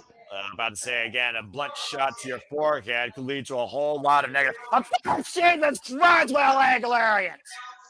I think he kicked him right in the forehead, dude. Did you see that? I think Rich Swann right now doesn't know where he is. He rang his bell. Slater's bell was rung though too when he landed on the apron, lost his footing there, and out to the top rope. Caught him there, a slipper kick. That might be it. We have a new champion. We have a new champion. Caught kick out 2. Whoa. Take a look at the replay here. Watch the way Leon Slater lands. Ooh. Gosh, I think he caught the corner of the steel ring steps practically. Man, maybe it's maybe it blocked some of the impact, but still, that was nasty. Nah, his eye still hit that corner, Noah. Yeah, and again, the last thing we need is Leon Slater having a fractured orbital bone or vertigo or any sort of concussive protocol ahead of that tag team championship match in Gold Rush. Rich Swann trying to take advantage, though, as the Edmonton title is still underway, and Rich Swann might look to exploit that said injury or impairment. Leon Slater up and over, hooking Rich Swann. Caught him. Turning him up and over, running him in, spin out.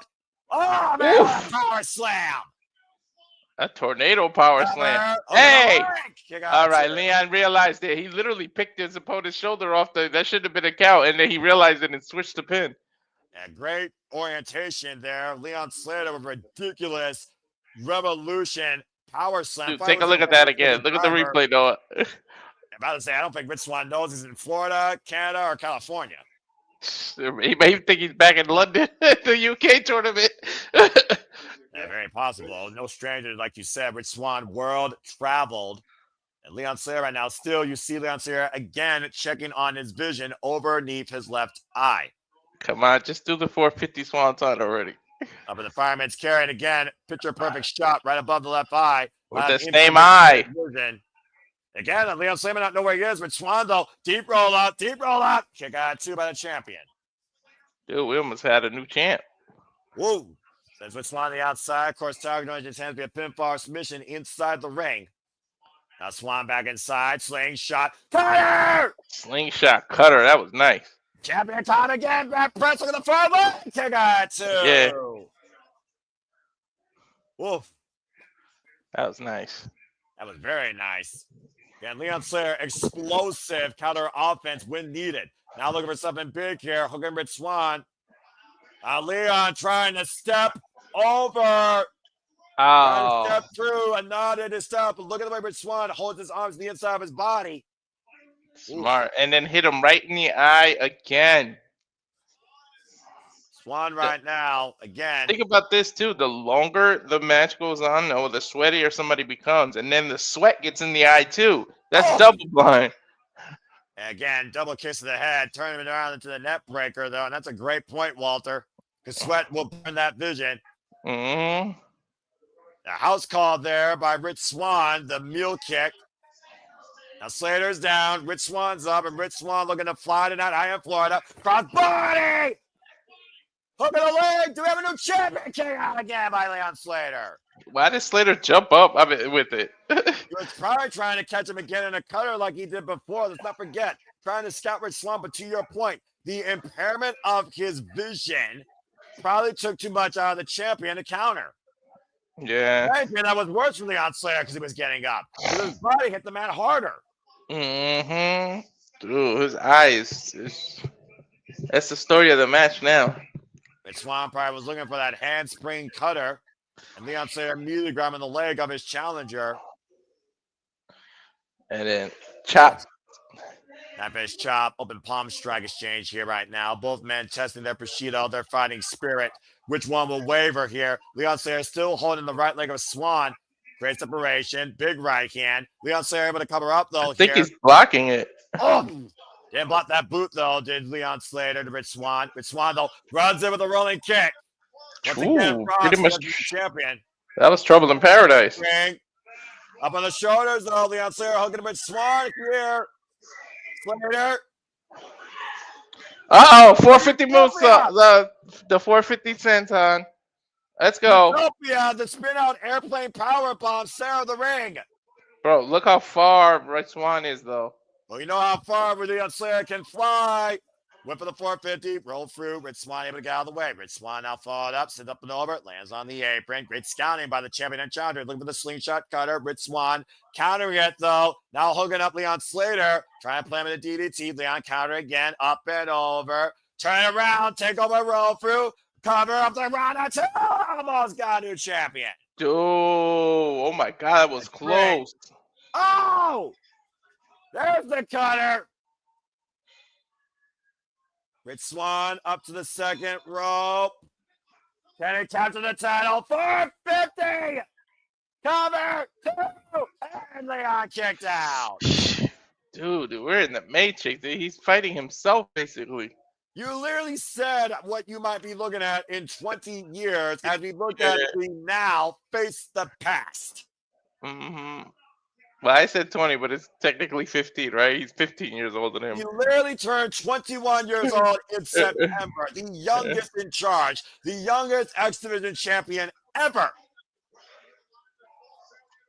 And Cassie crowd at Full Steel University appreciating what both these men bring here to the cornerstone of TNA, the X Division. Where it's not about weight limits, it is defined by no limits. Leon Slater again stopping Rich Swann on the ascent. Overhead shot. Oh. Big slap side of the head. We've seen, of course, Rich Swann implement not only a 450 splash, but a double stomp or a Phoenix splash. We know Leon Slater loves that Swanton 450 to your point earlier, Walter. Mm-hmm. Right now, both men perched in the corner along the top rope here. Leon Slater inside second. Rich Swann sitting on the top turnbuckle. Open palm strikes, though. Big headbutt right above the left eye of the champion. Meanwhile, Leon Slater somehow, though, springing up. Oh, God! I thought he was going to go for a Spanish fly. What a freaking throw! Kick to the back of the head, Leon Slater. Hooked him up! Silent splash! Shoot star! 2-10, kick out, 2.5. Wow, you son of a bitch. Why are you teasing me like that? I just said I need to see it, and you do the style slash. That was phenomenal. And Leon Slater on wobbly legs, on impaired vision, still looking to go to the high-risk district here. It's over now. He's doing it. 450 Swanton. Can he do it, though? Can he see him? Can he connect? Rich Swann in the drop zone. Swanton, 450 splash, cover. Slater retains the championship. Hey, Cleveland. Nobody gets up from that, the Noah. Visually impaired, Leon Slater still can see clearly as he is the face of the X Division of TNA Wrestling and still X Division champion, putting away another TNA X Division veteran. Take a look back at the replay. After that Styles clash, he's teasing me, Noah. He's teasing me. Again, Swanton 450 splash. That's as phenomenal as it comes, and your name's not AJ Styles. As Leon Slater puts Rich Swann down tonight at Turning Point. And good to see the Cleaver Con Andrew in the chat. Appreciate you, brother. Again, folks, follow him for prime cuts and stay tuned when he moderates the No DQ review next week. Appreciate you, man. Thanks for stopping by. I hope all's well with you and your family. Congratulations, by the way, to Leon Slater, still X Division champion. What a performance. You think Rich Swann's going to show respect? I mean, you have to after a match like that. Let's be honest here. Both these men proved why, again, TNA Wrestling is the home of the division with no limits. There you go. He kicked his hand and hugged him. Yeah, about AJ Francis is going to kick him out of the group now. I don't need to shake your hand. I just need to endorse you. A rare showing of respect by Rich Swann in this day and age, especially towards a very worthy X Division champion, Leon Slater. And still, I don't know about you, Noah, but the X Division title is in good hands. I agree. Let's go to Gia Miller for a post-match interview. What a match. Woo! Dude, the future is bright. It is nothing but up from here, huh, Noah? You can only hope, at least for the X Division.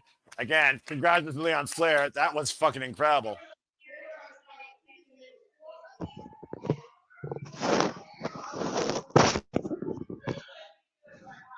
And of course, he lost a family member. So this was for a passing for Valerie Slater, who passed away.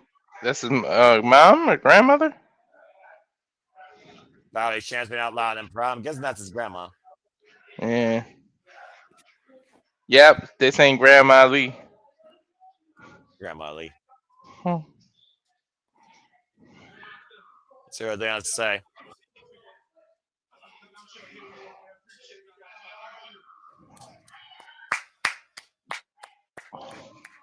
Say, I appreciate it. Thank you.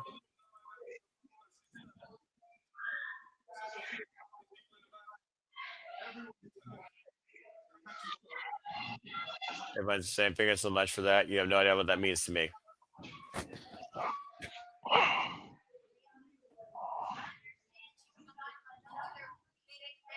And of course, we got another paper match coming up on NXT. I mean, she lived a good life. What, 84, something like that. Yeah. The Wild 2025.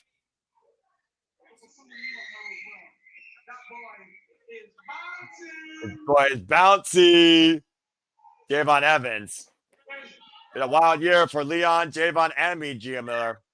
Dude, that eye is bothering him. Do you see that? Yeah, exactly. Again, I really hope he didn't fracture an orbital bone or maybe bruised it.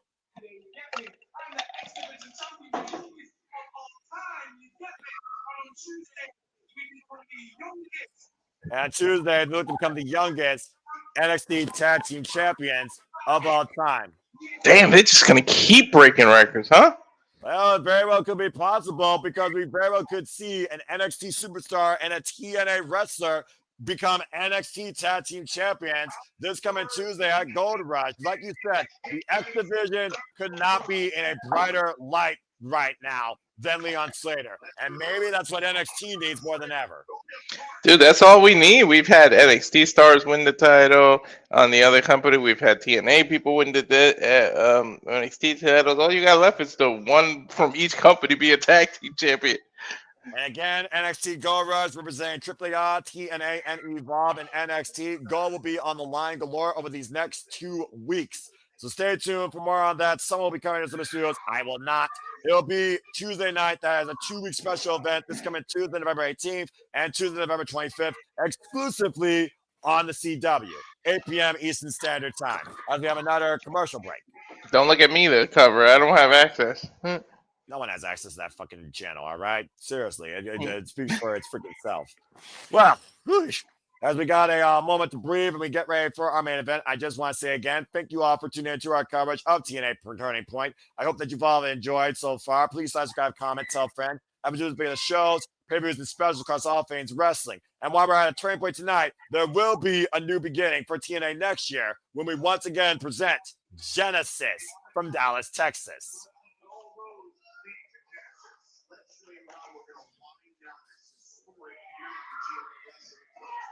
And again, Walter, as we wrap up the year for TNA Wrestling, Final Resolution will be our last TNA coverage this year. That is December 5th, as there's only a couple more dates for TNA Impact this calendar year before we bring back on your screens with TNA with Genesis in Dallas, Texas in January 2026. So everybody that's been involved in the TNA League, you have this show and Final Resolution left. Before I show you the winner, for anybody that's tuned in and stay through our final results. And as always, thank you all for tuning in. Again, we do this to be a show, special papers across WWE, NXT, TNA, ROH, AEW, and Iron Man Promotions. In a night where we saw the Heart not quit, Indi Hartwell was able to beat Dani Luna. we also have an internal investigation going on. We saw Jake Something beat the hometown man and Vance Warner. Leon Sarah over Cambridge Swann held the X Division Championship. The TNA Knockouts Tag Team Championships are still inspired. The Inspiration beat Layling Lee and Zara Brookside and Mila Moore, as Tessa Blaine was not clear to compete, and Victoria Crawford. We also, of course, saw the Rascalz return home in full, but Desmond Xavier's return as the Rascalz beat the system, and Kelani Jordan beat M by Elegance, still holding the TNA Knockouts World Championship, as the Order 4 beat Cedric Center and the Hardys, and AJ Francis beat B.D.E. Who the fuck cares? It all comes down to this. Our main event tag match could be a handicap, as Nick Nemeth, the man that call your shot gauntlet holder, and the new TNA World Champion, Frankie Kazarian, team up against Steve Maclin. And if he's here in the building, Mike Santana. Otherwise, Mike Santana will lead Steve Maclin into a handicap. By hook or by crook, he's going to drag himself in against doctor's orders. About to say. If I see Maclin earlier on that says I don't matter if I face 1, 2, 5, or 6, I'm going to make sure to put those NXT rejects in their place. And if Mike Santana is not willing to fight for my side of what he went through, I will go into war myself. Let's see if he's got a member on the platoon. Well, we wait for it to see if his partner shows up. This should be the moment where we hear Mike Santana's music, and it should come through the Full Sail crowd. Again, we have not heard high nor tail from Mike Santana since he lost the TNA World Championship last night in this building. I'm telling you, he'll show up. I don't know. I hope you're right. It doesn't look like it, dude. It looks like but Steve Maclin is indeed going to go out alone. We also heard during the King's speech on the countdown, Walter, how Nick Nemeth told Kazarian, I'm going to call my shot. But first, we're going to show why we're the best damn thing to do this in the ring. We'll see. I'm going to have a reason to probably be really mad here in a moment, I fear. And you see his little brother, Ryan Nemeth, holding the Call Your Shot Gauntlet trophy, now solely in possession of Nick Nemeth after Frankie Kazarian called his shot last night. Ryan's accolades. I'm the brother to Nick Nemeth. That's it. I mean, there was a song written about him, so, I can hold the trophy that doesn't even belong to me. Well, either way, Nick Nemeth still holds the opportunity where even tonight he could call his shot for the TNA World Championship or even the TNA National Championship. Let's not forget when Steve Maclin arrived, Nick Nemeth arrived, Walter. It was Steve Maclin that met him first. And here comes the new TNA World Champion and the heart of this controversy, now of this internal investigation being ran by TNA President Carlos Silva. Let's see what this investigation turns out. It's going to be an interesting story. I mean, again, the fact that these two have been bonded by the TNA World Championship pursuit since last year at Slammiversary when Nick Nemeth pinned Frankie Kazarian to win the TNA World Championship, that can't be lost in sight either. Although Frankie Kazarian's been going at this now for 20-plus years, a true TNA OG who finally won the big one, seizing his opportunity last night, created by NXT.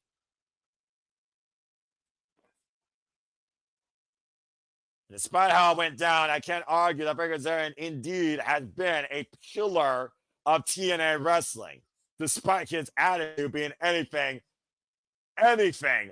less than deplorable. The fact that this man ruined Slammiversary, made it all about himself, and now holds the cornerstone of TNA wrestling is also not begotten on me as well. He's the guy that allowed Trick Williams' ass to leave that title at Slammiversary. I'll play Carl Silva for playing Kaz as prime suspect number 1 if he hasn't already. We do have security outside each entrance as well. Curtis is the Team Morella, and apparently the NXT General Manager, Ava Rain.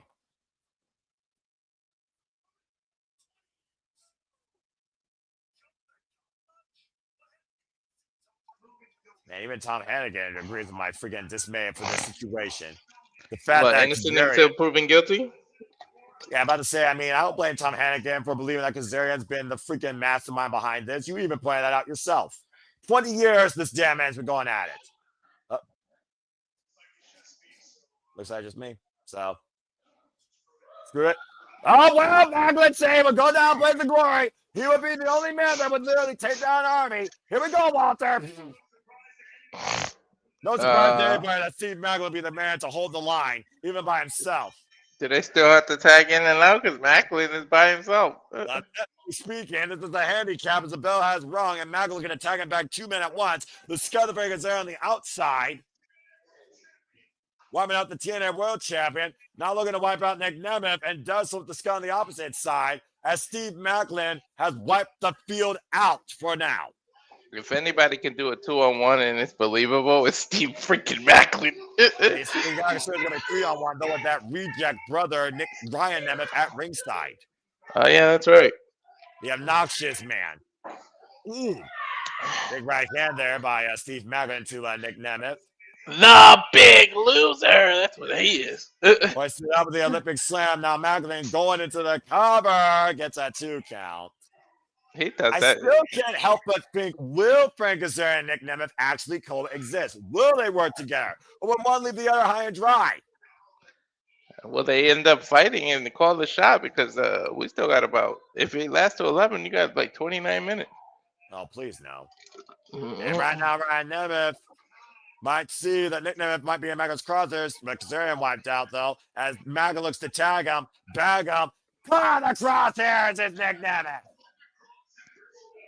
There's enough cover, and Ryan puts his big brother's foot on the bottom rope. Son of a bitch.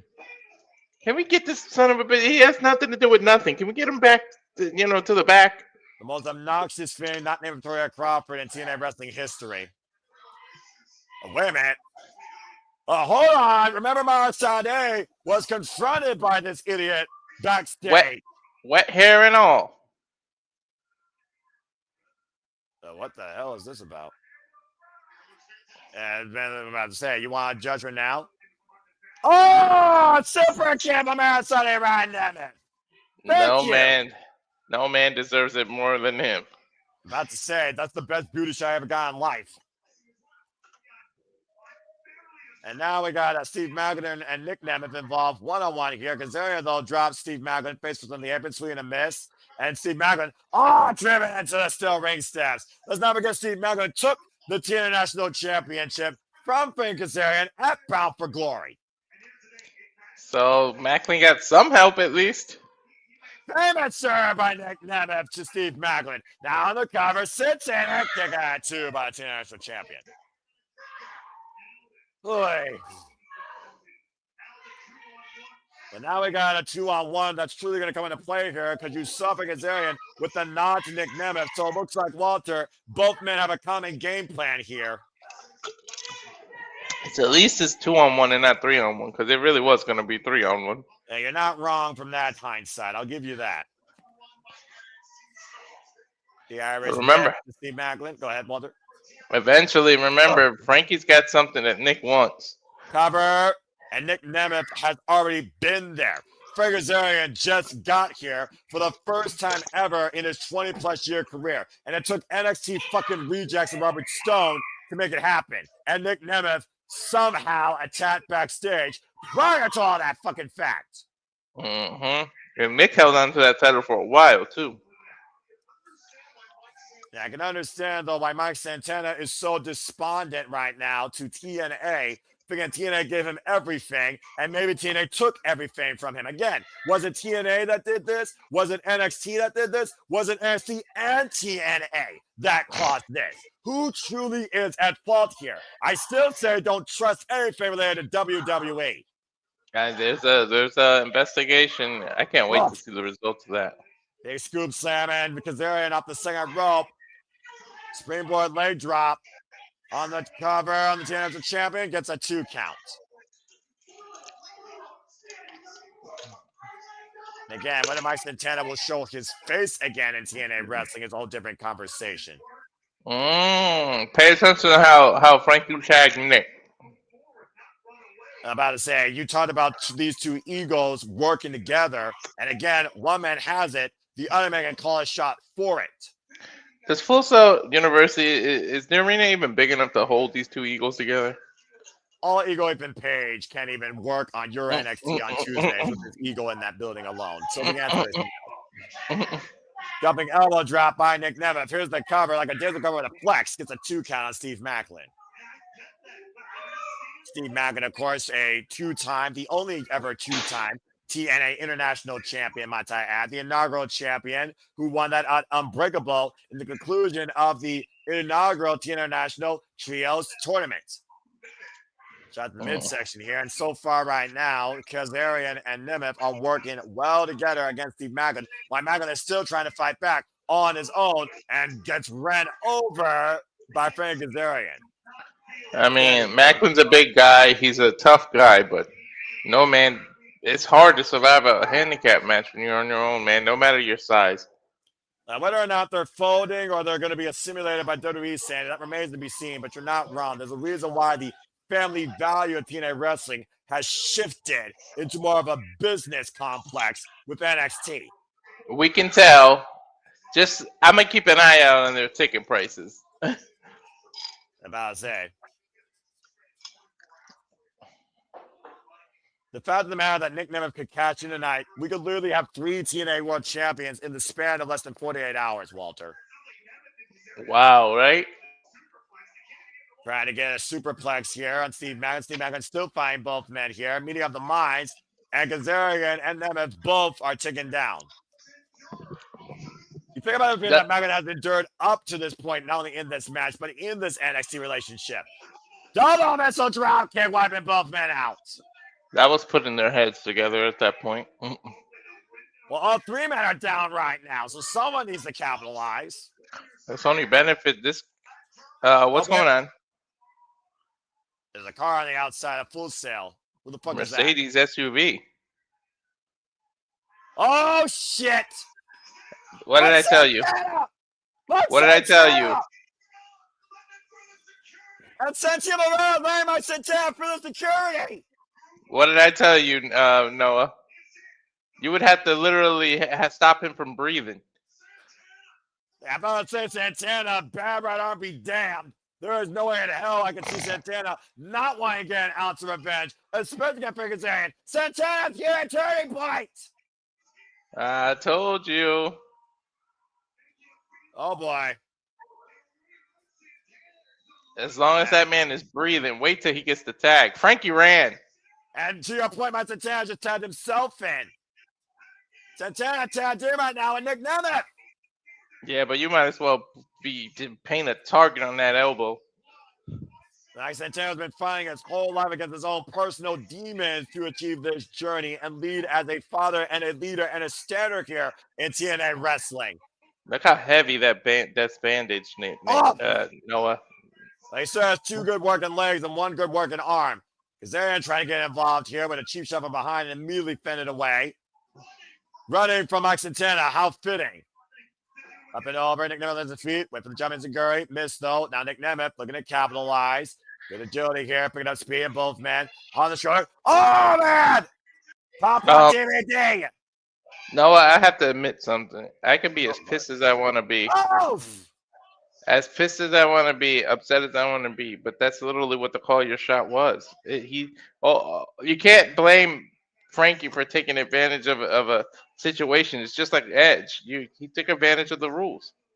But if he made that situation with NXT rejects, there's a way you go about this business, Walter, that involves earning what you actually get versus stealing it.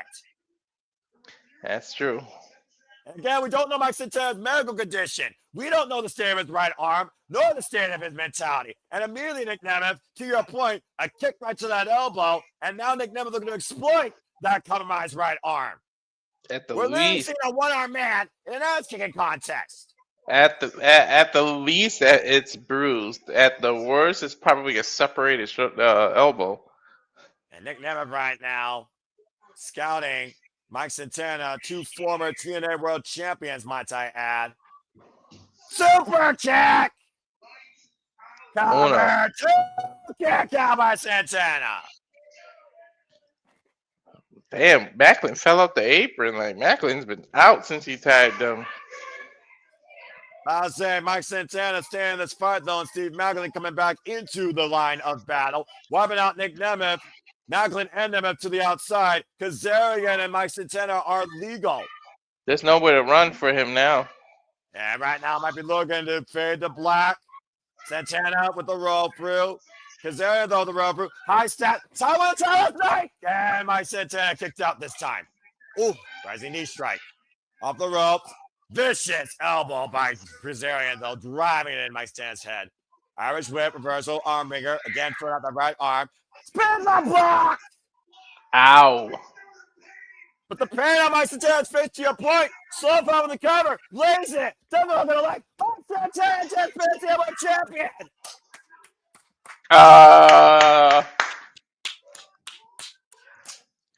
Sudden impact with a bad arm, and Mike Santana just pinned the new TNA World Champion. How's that for a figure redemption? How's that for asking for a rematch? The last 24 hours had to be pure hell for Mike Santana, but there's got to be some solace tonight in pinning the man that stole that championship from him. Now, wait. Does Nick call the shot?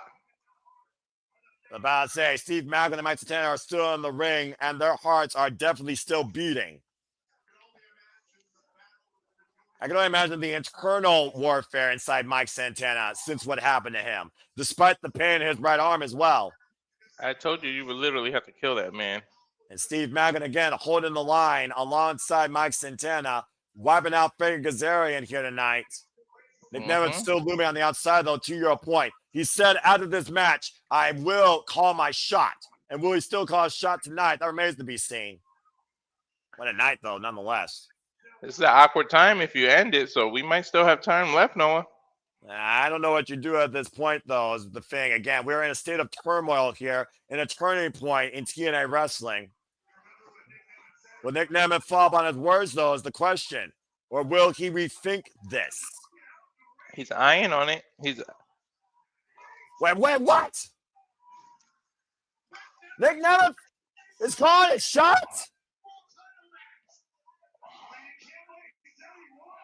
Oh, what the fuck? What Who's that? That's Brookside. That's the fucking NXT Rejects. Robert Stone. Right, how'd they get past security? What the fuck? How the hell they got in here? How did they get past security? God damn, that's NXT to hell. 2 nights a fucking row, this fucking brand ruins TNA wrestling. I don't get how they pass security.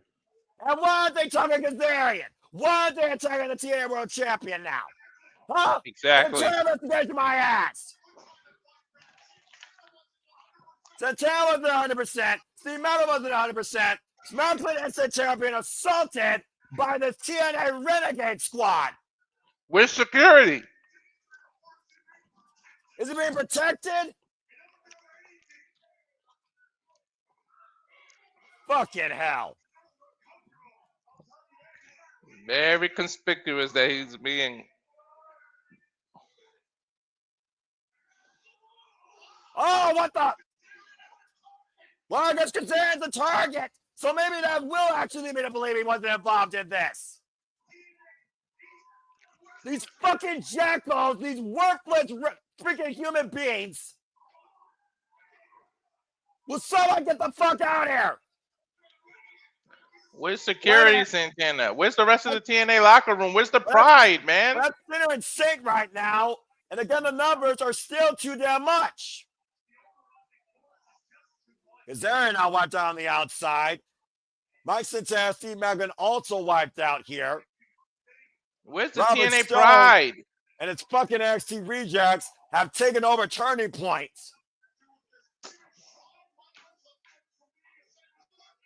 Shawn Michaels even saying he was looking into this shit. Why don't you just fire these assholes? Arrest them for Pete's sake. Get some damn law and order here. Stacks and Jensen, Lexington King, Charlie Dempsey, and Brooks. The team around right now in the face of Stacks. Oh my God, they're gonna attack Santana. Oh, what the hell? Brooks Jensen went down Santino. All right, somebody's got to stand up for their boss. This has gone way too far fucking out of hand, and I am absolutely sick of this shit. Ava, you got to discipline them. There go the Hardys apparently trying to cause some correction. With some steel chairs in hand. Break Robert Stone's neck! Break Lexington King's leg! Break Charlie Stacks Lorenzo's orbital bone! Get them the fuck out of here! It's still a numbers game, though, Noah. I know, unfortunately. It's just too much right now for a couple of TNA faithful truly to overcome. Where's Leon Slater? Come on. This is utter bullshit. Yeah, Chris said it. Who the hell's going to save TNA at this point? They're at WWE's mercy, and there won't be any. Who the hell's at the root of this? Who's on Robert Stone's payroll? Who got Robert Stone to do this? What the hell is this turning point where WWE's trying to destroy TNA wrestling? Fuck this. Ava's still not clear, in my opinion.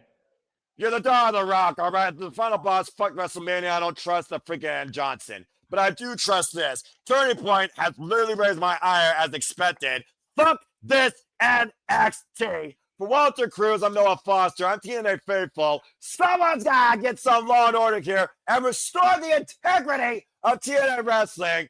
Until tomorrow night, Saturday Shenanigans. We'll see you next time here at the Simply Reliable Studios. Cut the fucking feed. This has been TNA Turning Point. Again, fuck this NXT. Oh, my God.